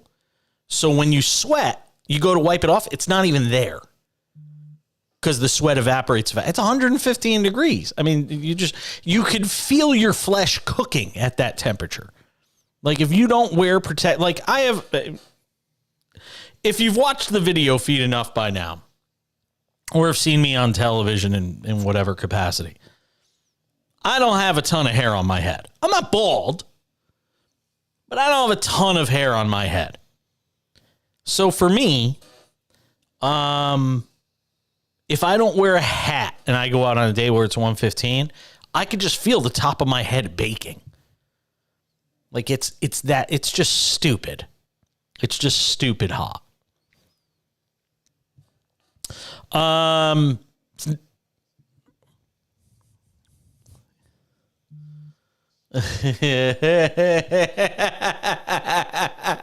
It's gross. Pit stains. A lot of pit stains in Houston.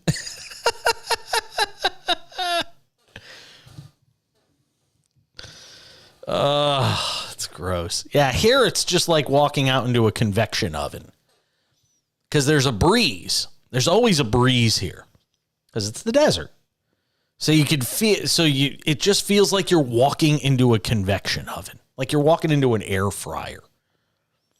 Like that's how it feels. What does it feel like? What?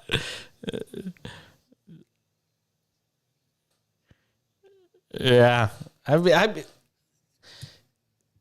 Now, I can tell you, as somebody, and my husband always yells at me when I say this, we spend a lot of time in Singapore because that's where he's from. And, we have a home there. And he always yells at me when I say we have a home in Singapore. See, there it is. There's the look. Singapore is on the equator. So so there, literally every single day, there is one season. It is 82 to 90. And the humidity is like 85, 90% every day, 365 days a year. So I'm very aware of what you're going through over there because I've spent a lot of time obviously over there.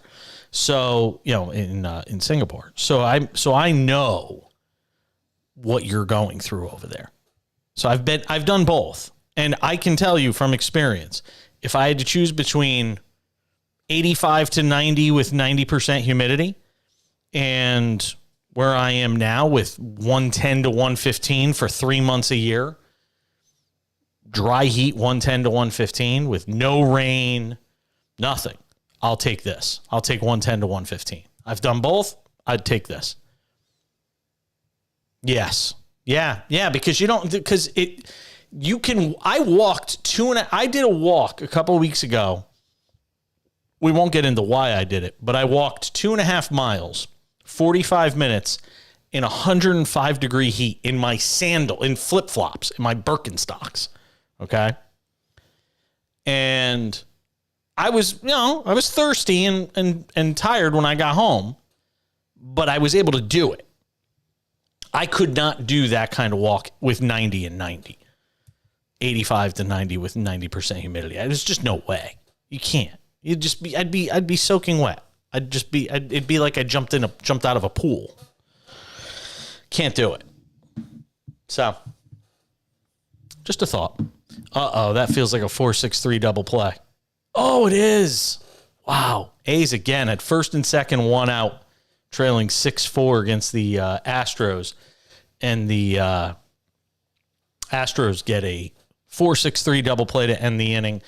End of 8 in Oakland. It is 6-4 Astros on top of the A's as they play tonight in Oakland. What's going on? Mariners trailing the Blue Jays 2-0, bottom of the 7th. We will keep tabs on that. Coming up in this hour of the show, if you missed it, we do our 2-for-1 every night. Coming up in 23 minutes, Jerry Bonkowski, who does a terrific job on all things NASCAR, NASCAR.com, Auto Week, AutoRacingDigest.com. NASCAR is in Pocono this week. The big race in the Northeast, just a couple hours outside New York City and Boston. So there'll be big crowds there at the famous triangle with Chase Elliott trying to get an elusive win that'll get him into the chase. And time's running out. Time is really running out. Is this the week that Chase Elliott finally gets a win? We'll discuss it with our good friend Jerry Bonkowski. That's coming up about 23 minutes from now. And then my conversation with Sid Ziegler of Outsports.com. Interesting story this week.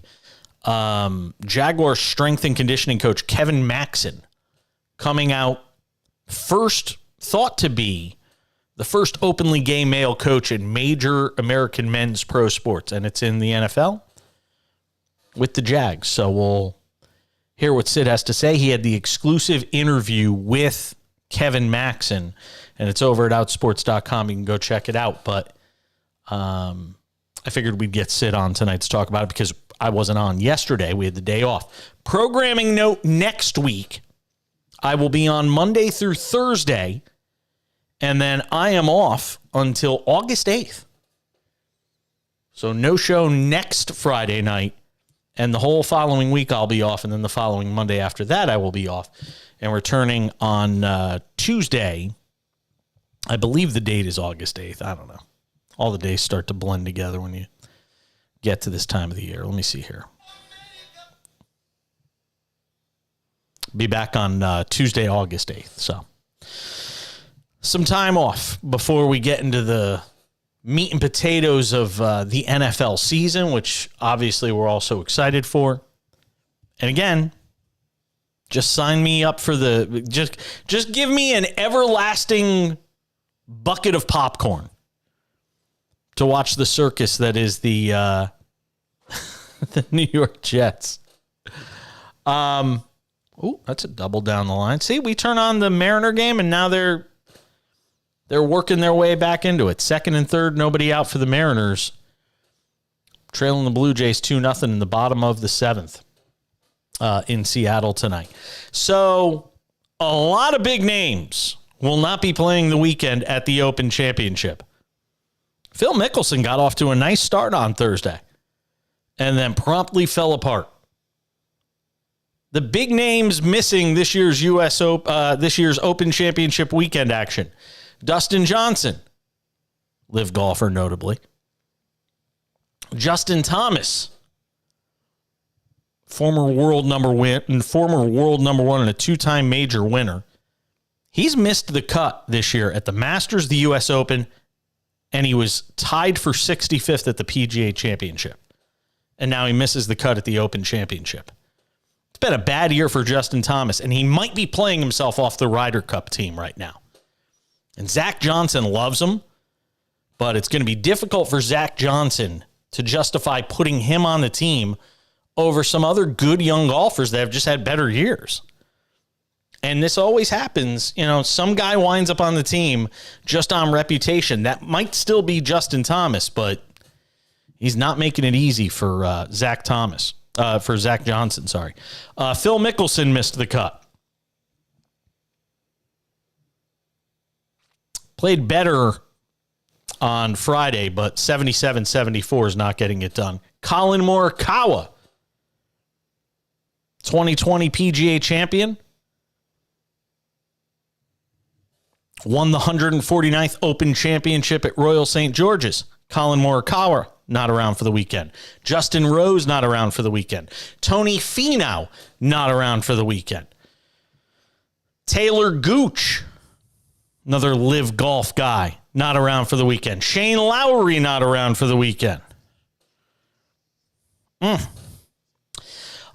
are the odds of Brian Harman winning the Open Championship? He's got a huge lead. We'll tell you what they are next on the Cash In.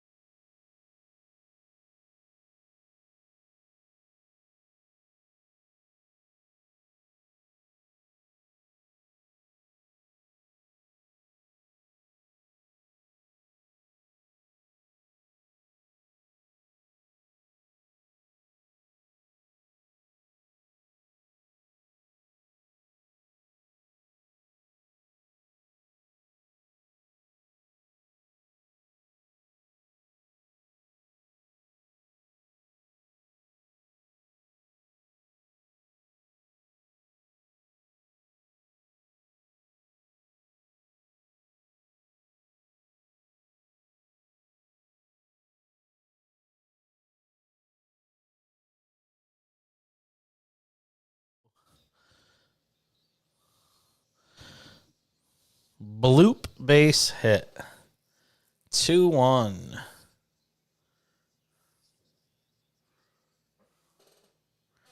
Not here. Next segment. Come on, man. Play no interviews here. How long you been doing this show? Jesus.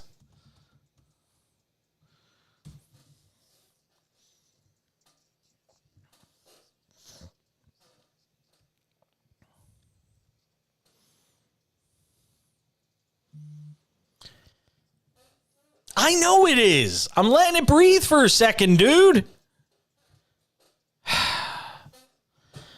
My God. Mic's hot. No, you think I don't know the mic's on? Good Lord. Golly, Miss Molly.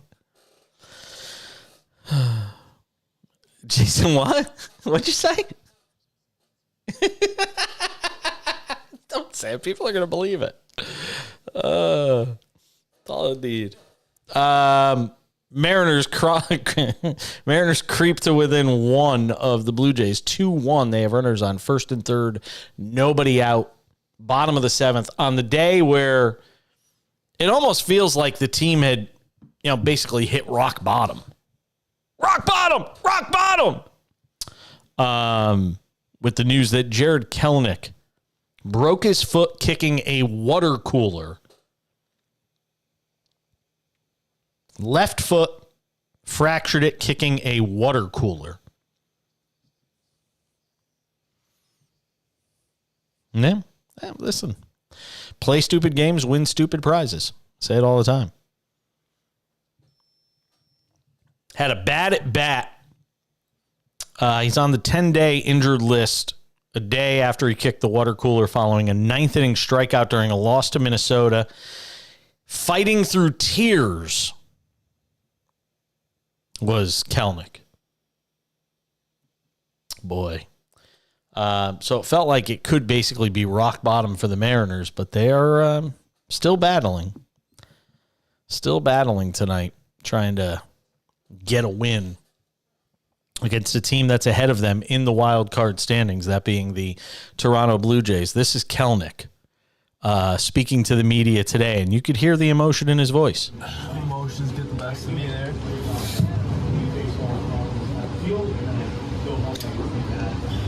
It just feels terrible.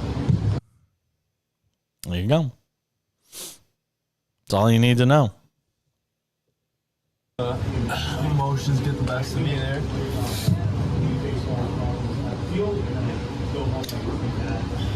It just feels terrible. Especially for the guys.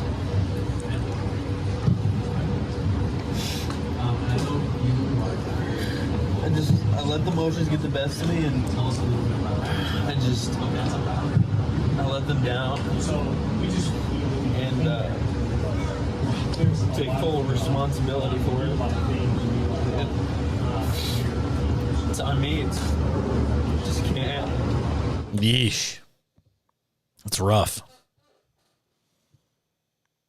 Guy's just brokenhearted. Kick a water cooler and your season's basically over. Good news is he does not need surgery, but there is no timeline for his return.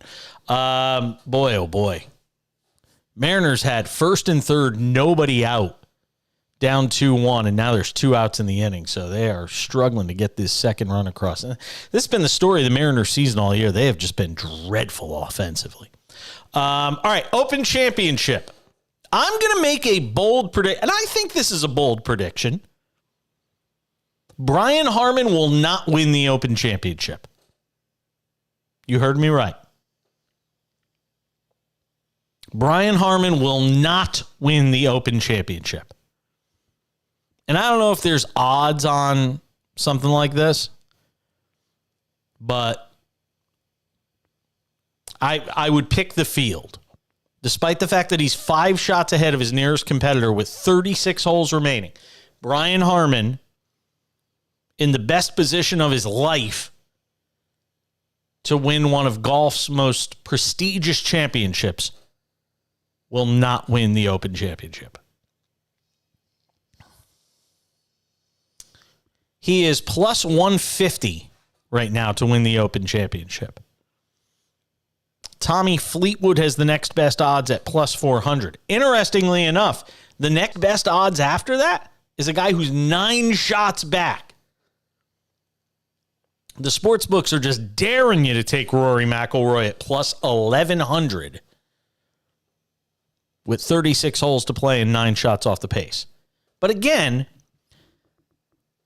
You can take a McIlroy, a Jordan Spieth, even a Jason Day, Cameron Young, who's plus 2,800. You could take these guys who are 9 and 10 shots back if you believe Harman's going to blow up somewhere, whether it be in the third round or the fourth round. You're not going to get it all back at once tomorrow if you're these guys that are 9 shots back. And again, Fleetwood is, as we said before, Tommy Fleetwood is just 5 shots back, which is certainly within striking distance with 36 holes to play. Again, looking at the leaderboard for the Open Championship, you've got Harman at 10 under, Fleetwood at -5, Sepp Straka at -4, Jason Day at -3, Minwoo Lee at -3, Shubhankar Sharma at -3, Cameron Young at -2, Jordan Spieth at -2, Emiliano Grillo at -2. I mean, the number of players that are under par is 1, 2, 3, 4, 5, 6, 7, 8, 9, 10, 11, 12, 13, 14, 15, 16, 17, 18, 19, 20, 24. There's 24 players under par out of this entire field. You want to know how difficult this course is? 24 guys are under par out of all the entrants into this Open Championship. And you want to know how quickly it can turn on you? Christo Lamprecht, who's the 6'8" giant who shot a 66 in the opening round, the amateur, he shot a 79 on Friday. That's how quick this thing can turn on you. So if you don't think Brian Harman potentially has a big number in him, then you know what? Bet Brian Harman at plus 150. But I'm here to tell you, Brian Harman's not going to win this. I'm not going to tell you who is. And I know it's a lot easier for me to tell you who's not going to win than who is. But I would bet anybody other than Brian Harman. Because at plus 150, there's very little value in it. And I think somebody's going to come back from the back of the pack, and Harman's going to drop. I mean, if put it this way, Harman could shoot 73, 73 the next 2 days, which wouldn't be terrible on this course. He could go shoot 73, 73 on this course the next 2 days. 73, 73, which would put him at 5 under at the end of the tournament.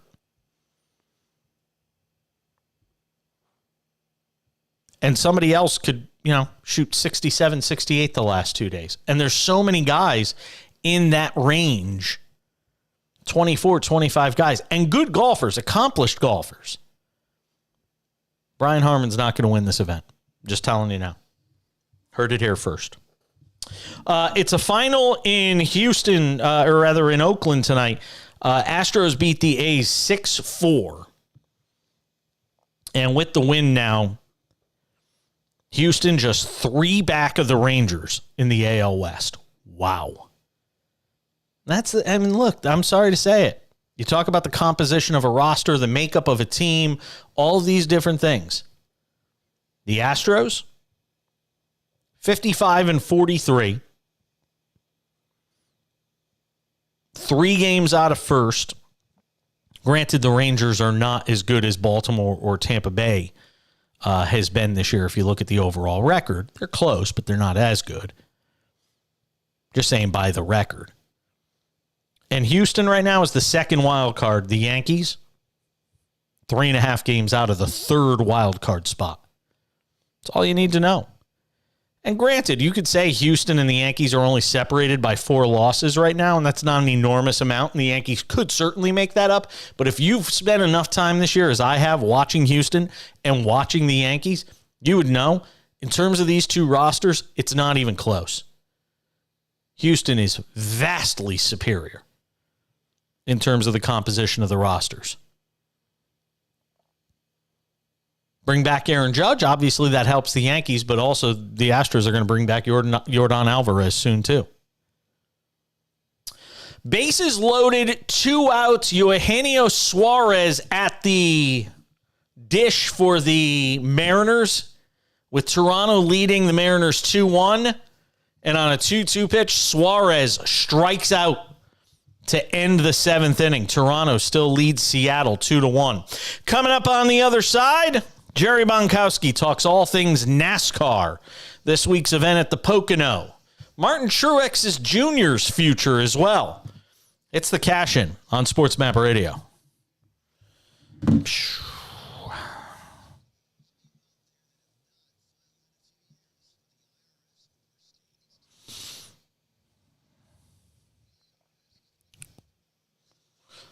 Dun, dun, dun, dun, dun.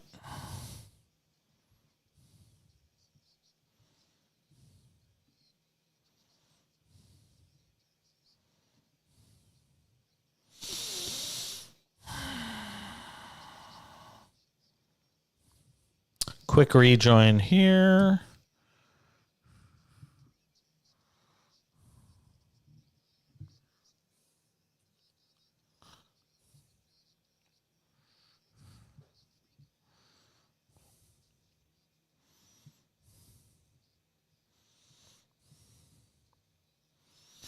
Rolling along on this of the show.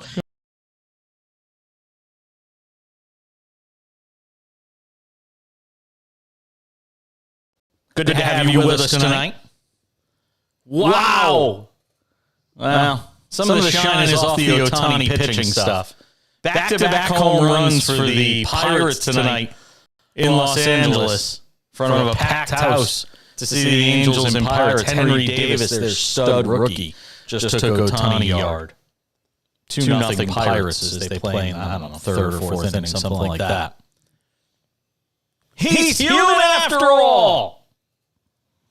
Let's bring in our good friend Jerry Bonkowski, who does a great job on all things auto racing. I'm sure every time I introduce him, I'm always worried I'm going to leave something out because he does so many he does so many different things. So I'm always careful. NASCAR.com, Auto Week, AutoRacingDigest.com. I think I got them all in there. Correct. We'll get another one somewhere along the way. That's fine. And if you do, we will let people know. Martin Truex Jr., it's amazing. He wins last week at the Crayon. I love calling it that. He wins at the Crayon, and that's great. And then at the same time, this is a guy who's talking about retirement. I mean, it's remarkable that this guy is still, as good as he is, and here he's talking about retirement. Well, there's a little bit of a backstory to that. Martin, obviously he's racing now in NASCAR for I think 2005, I think it's been. So, he's put in his time. I mean, he's won about 17, 18 seasons, and if I remember correctly, he's somewhere in his early 40s right now, maybe even closing in the mid-40s. So you can kind of understand why he's kind of getting tired of racing, but he also, I hope I'm not incorrect with saying this, but he and his longtime girlfriend parted ways several months ago. I mean, they may be back together, but I don't know. All I know is they parted ways there, and that could be partly the decision, or part of his decision to whether or not he retires or not. But then again, here's the guy that, if he, by some chance, wins the championship this year, you look at it from two standpoints, two different standpoints. Go out as a winner or come back for more. And that's the question. I mean, there's still a lot of question marks about what he's going to do. I mean, honestly, he doesn't need any more money. He doesn't need the angst. He doesn't need the pressure. He doesn't need the all the the things that go with it. I mean, he's earned his time to retire, but the question becomes, what does he do if he does retire? Does he become a team owner? That's likely not going to happen. Is he going to become a broadcaster? Maybe that could happen. But there's so many other guys that have taken broadcasting spots. Kevin Harvick's going to take a spot next year with Fox. So rolling along. Good to have you with us tonight. Wow. Well, some of the shine is off the Ohtani pitching stuff. Back-to-back home runs for the Pirates tonight in Los Angeles in front of a packed house to see the Angels and Pirates. We're having some audio issues with our replay of the Jerry Bonkowski interview. I don't know how that happened. It's kind of weird. Don't recall ever having that problem before. Good to have you with us tonight. Wow. Well, some of the shine is off the Ohtani pitching stuff. Back-to-back home runs for the Pirates tonight in Los Angeles in front of a packed house to see the Angels and Pirates. Henry Davis, their stud rookie, just took Ohtani yard. 2-0 Pirates as they play in, I don't know, third or fourth inning, something like that. He's human after all! Let's bring in our good friend Jerry Bonkowski, who does a great job on all things auto racing. I'm sure every time I introduce him, I'm always worried I'm going to leave something out because he does so many he does so many different things. So I'm always careful. NASCAR.com, Auto Week, AutoRacingDigest.com. I think I got them all in there. Correct. We'll get another one somewhere along the way. That's fine. And if you do, we will let people know. Mark Truex Jr., it's amazing. He wins last week at the Crayon. I love calling it that. He wins at the Crayon, and that's great. And then at the same time, this is a guy who's talking about retirement. I mean, it's rolling along on this Friday edition. And I asked him about tell us how this all came about, sort of. So Sid, we're basically this whole situation NFL training camps here with Kevin Maxon, Why did he the make strength the and conditioning decision to coach come out of now? the Jacksonville Jaguars. And Sid Ziegler joined me earlier in the show from Outsports.com. He had the exclusive one-on-one interview with Kevin Maxon, and we'll let you hear a bit of that right now here on the show. Yeah, it's a great question. So to give you a little backstory, Carl Nassib connected me with Kevin right around the Super Bowl in 2022. Kevin was living a secret life, certainly a secret from the Jaguars and the NFL, with his boyfriend, and it was getting frustrating for him. Over the last 18 months, it just has not panned out for him to come out. He felt like he was stymied. Just things he was trying to do to make that happen weren't working. And 2 weeks ago, he just texted me and he said, I need to talk to you again. And when we talked, I said, listen, this is your story. You don't have to wait for anybody else. You get to tell it how you want to, when you want to. And I said, here's my suggestion was you do it. The rookie training camp starts Friday, the 21st or whatever today is. I said, do it that week. So the media responds, they get it out of the system and everybody moves on. I said, if you wait to the preseason or the season, I think that you invite some criticism, but doing it now, by the time the first season game starts, no one is talking about this anymore, and that is exactly what's going to happen. What was it that most struck you in your conversation? I mean, you've talked to various people in these sorts of positions before. What is it about him that struck you as interesting? Confidence. He's a very confident guy. When I talk to people who want to come out, I try to figure out if they're ready or not. And there have been a couple of times when I have told athletes in particular they have some work to do. There have been a number of times that I have suggested that they wait weeks or months and I give them some homework. Kevin didn't need any homework. He's been ready to do this for 18 months. He's a very confident guy. He loves his boyfriend. He loves his job. He knows he's good at his job. He knows he's well liked around the Jaguars organization. And that confidence is a big part of it. I also liked that he wanted to do this, get it out of the way, and move on. And just messaging with him today, he's like, I'm back to work. He said he's gotten hugs and congratulations from players and coaches. And he said he said the response has been, quote, out of this world.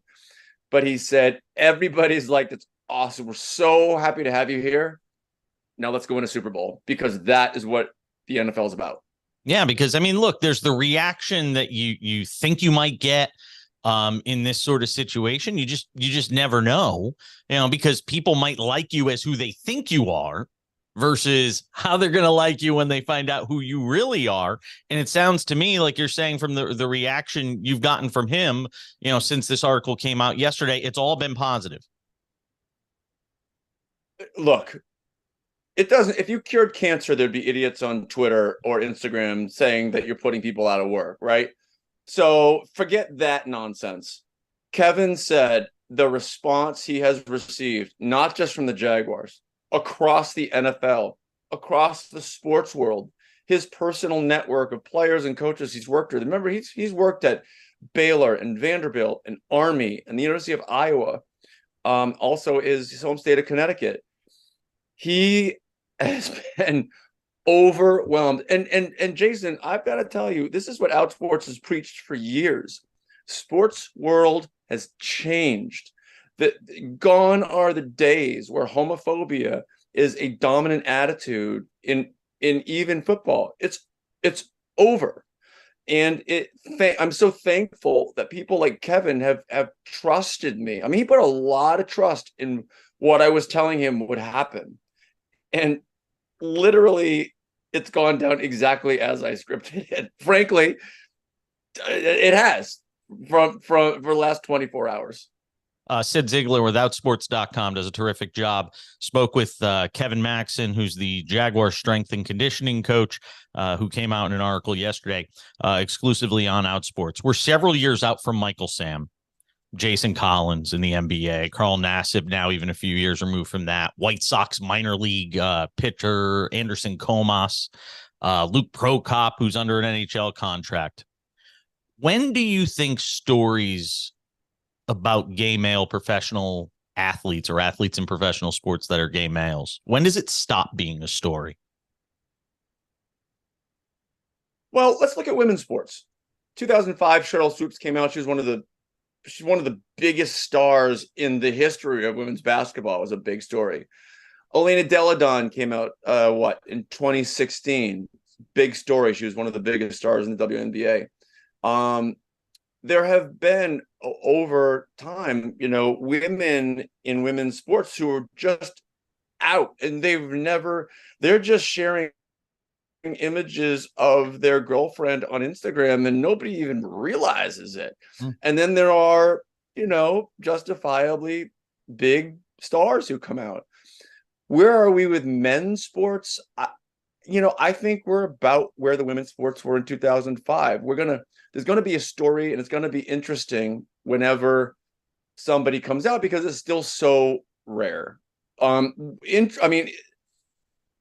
There's only one out player in all the big five men's sports and only one out coach, and they're both in the NFL. Think about that, Jason. It's crazy. The most powerful cultural institution in America is the NFL.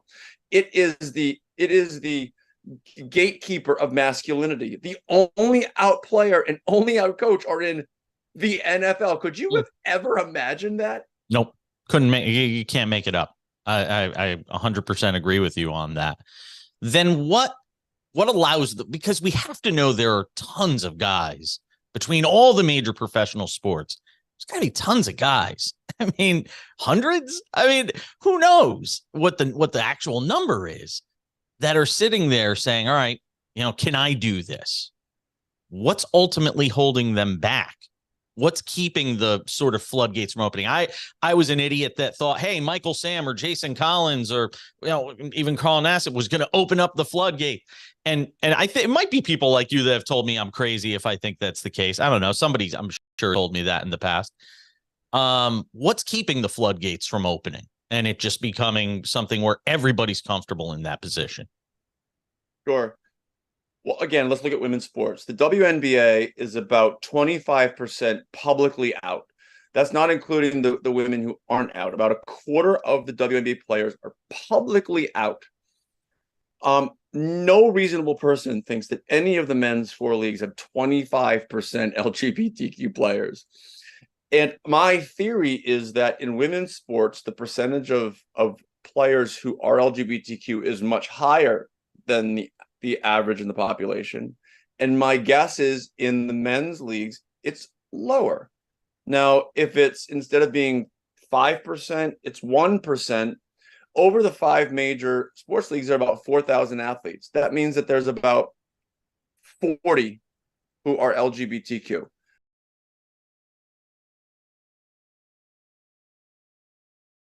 .com. Terrific job. Check out his story on Kevin Maxon coming out at outsports.com. Last call right around the corner on the cash-in at SportsMap Radio.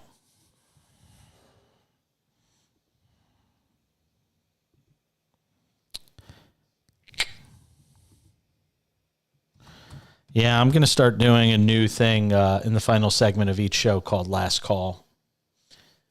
I'm just starting to play with it. I said I'm just starting to play with it, but over the weekend I'm going to kind of refine it, production for it and all that stuff.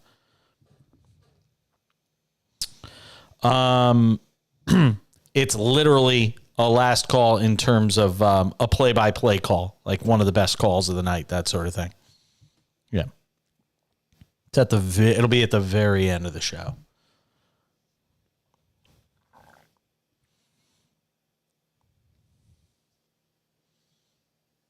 Something that could potentially be sponsored by like a alcohol sponsor.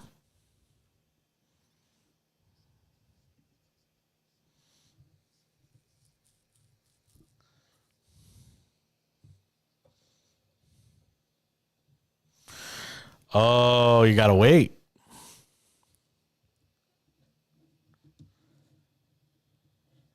Don't worry about music tonight. And, you know, it's not something where I'm going to play it coming back. I'm not playing it coming back from a break. It will be at, like, the very end of the show. So don't worry about that tonight. We might be able to coordinate that in the future. I'm just playing with it now, like I said. Last call. Last call. Last call. Last call.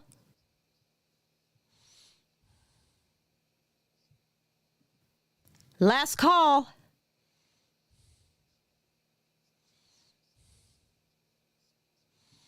Last call.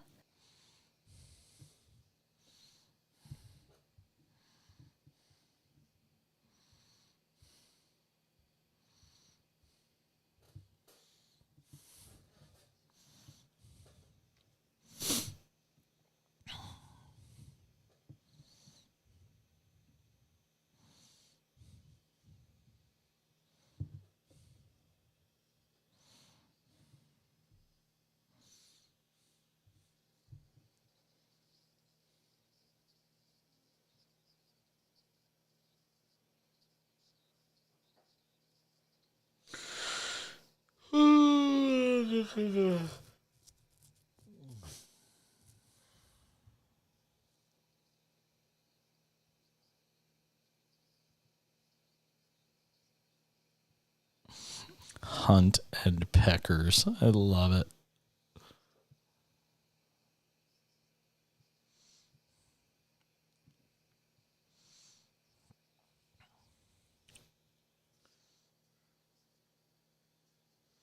Yeah, the base hit.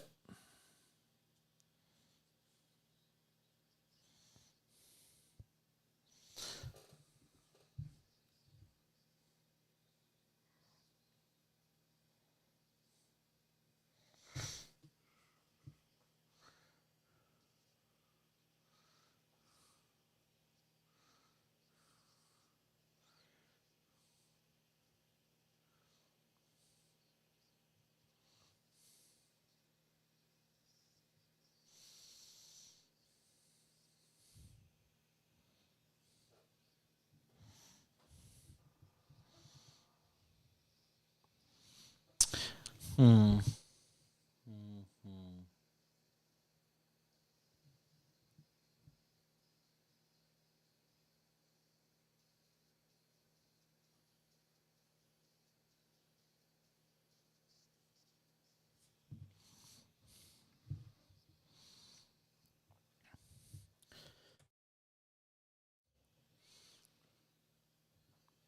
Ty France at the plate for the Mariners. They trail Toronto 2-1.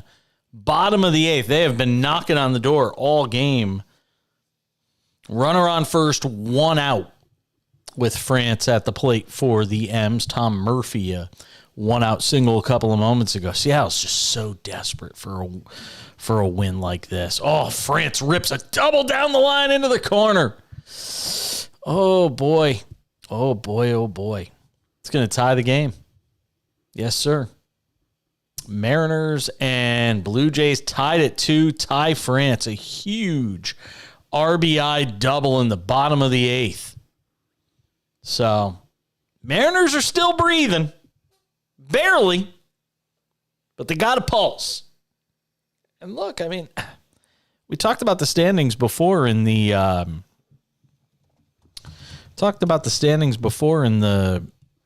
as far as the wild card is concerned. And let's see if I pull it up here real quick. I mean, the Mariners are still about 5-6 out of the final wild card spot. Angels just keep on finding ways to win enough games to keep this thing interesting. I'm telling you, they're going to wind up in the worst possible scenario. They're going to be in limbo at the trade deadline, where they're going to be close enough to the wild card that they can't trade Ohtani, but far enough out that they're probably not winning one of those wild card spots. And again, you have to ask yourself this question. When it comes to the MLB wild card standings, you got to ask yourself this, more than just looking at the standings. If you watch enough baseball this year, here's what you have to ask yourself when it comes to the wild card. Okay? Because let's be honest, either the Rays or the Orioles will win the AL East. The odds makers still say it's going to be Tampa Bay, but one of those two teams, which means one of those is a wild card. Texas or Houston is going to be a wild card team, with one of them winning the division, which means you've got one spot for Toronto, Boston, the Yankees, the Angels, Seattle. And that's it. That's the end of the wild card conversation.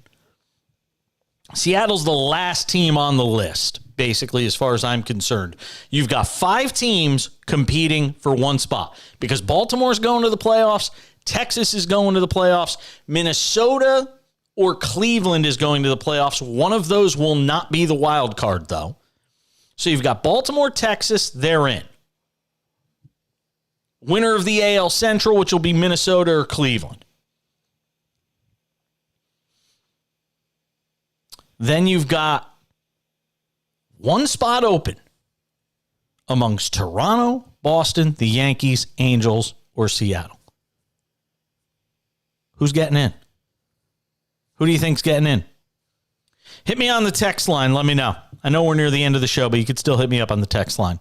888-670-8549. 888-670-8549. Who's getting in as the final team?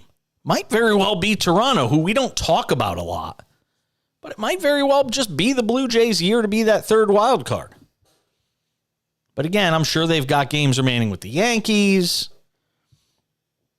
The Yankees are going to get back Judge. I still think the best thing that could happen to the Yankees this year is they miss the postseason altogether and they fire Brian Cashman and Aaron Boone.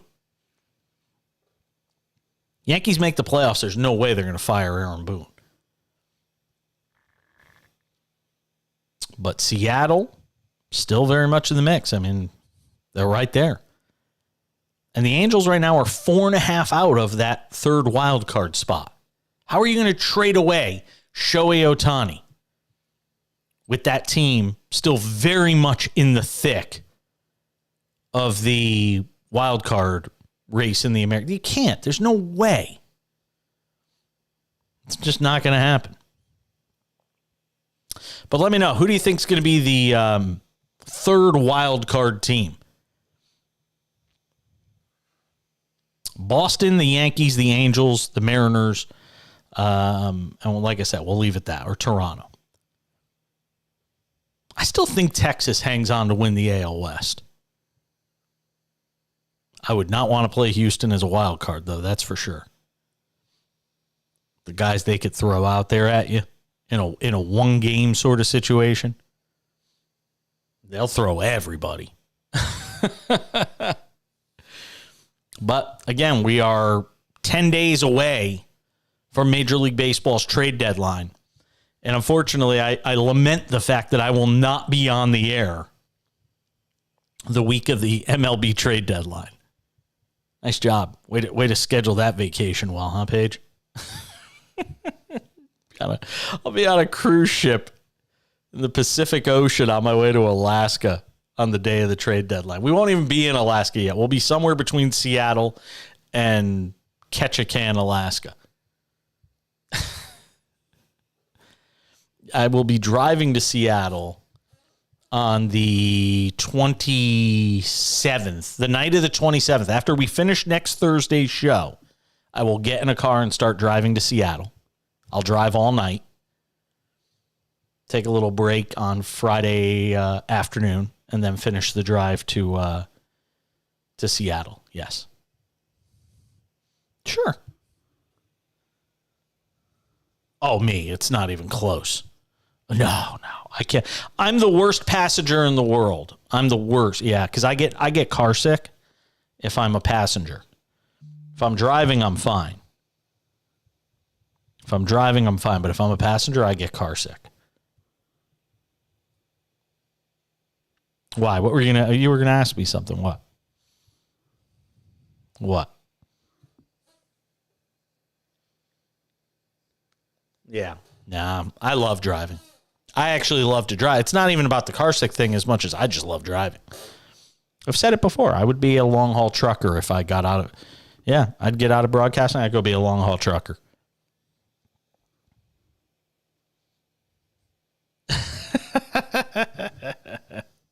No, I love it. So we're going to drive about 900 miles up to Seattle. Easy drive. Easy drive. All right, new feature on the show. We're still playing with it some, but it's time. Last call. All right, last call tonight belongs to the Houston Astros, Kyle Tucker. It is well-deserved. Astros going with just one lefty tonight. They only had one other option with Bly Madrid, but this lefty towers one deep to right field, all the way back, and that one is well out of here. Kyle Tucker, number 15 on the year, delivers an 0-1 pitch into the bleachers and right for a 1-0 Astros lead. Wow. 2-1 pitch is drilled to right field. Back on it goes Brown all the way back, and that ball is gone. Kyle Tucker with a 2-home run game almost hit it to the exact same seat in right field, and the Astros now lead 5-0. Long drive to right field. Does he have a third? Yes, he does. King Tuck with a 3-home run game, and the Astros lead 6-4. How about Kyle Tucker tonight? First 3-home run game of his career, and he ties Yordan Alvarez for the team lead now with 17. Wow, it's kind of unfair to Alvarez, who hasn't played in forever. Last call. I agree. That's your last call. What was that? You like that? All right. Fair enough. Yeah, that was good. It was good. Houston wins tonight. Beat the A's 6-4.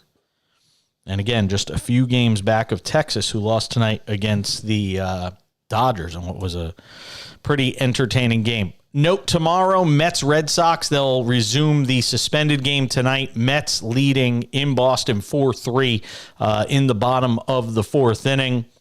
The only game still going right now, only game in town, it's this Blue Jays-Mariners game, tied at 2 in the top of the ninth inning. So we'll see how that one wraps up. We mentioned the Angels tonight.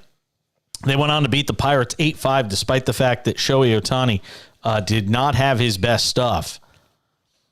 Amazingly, Ohtani still gets the win. 6 1/3, 6 hits, 5 earned, 9 strikeouts. He gave up 4 home runs in this game. Ohtani 0 for 1 on the night. Teams are pitching around him now. I mean, he was 0 for 1 with 3 walks and a strikeout. Yeesh. It's going to wrap it up for us. Another week of the Cash It in the books. Hey, Charles, have yourself a great weekend, my friend. Absolutely. We'll talk to you next week. Thank you to Sid Ziegler and Jerry Bonkowski. Thanks to you for listening and watching all week. We'll catch you back here on Monday. Have a great weekend. Be safe. Stay cool. I'm Jason Page. That's the Cash In on SportsMap Radio. Bye. Thanks, Ben. All right. Thank you. Bye-bye.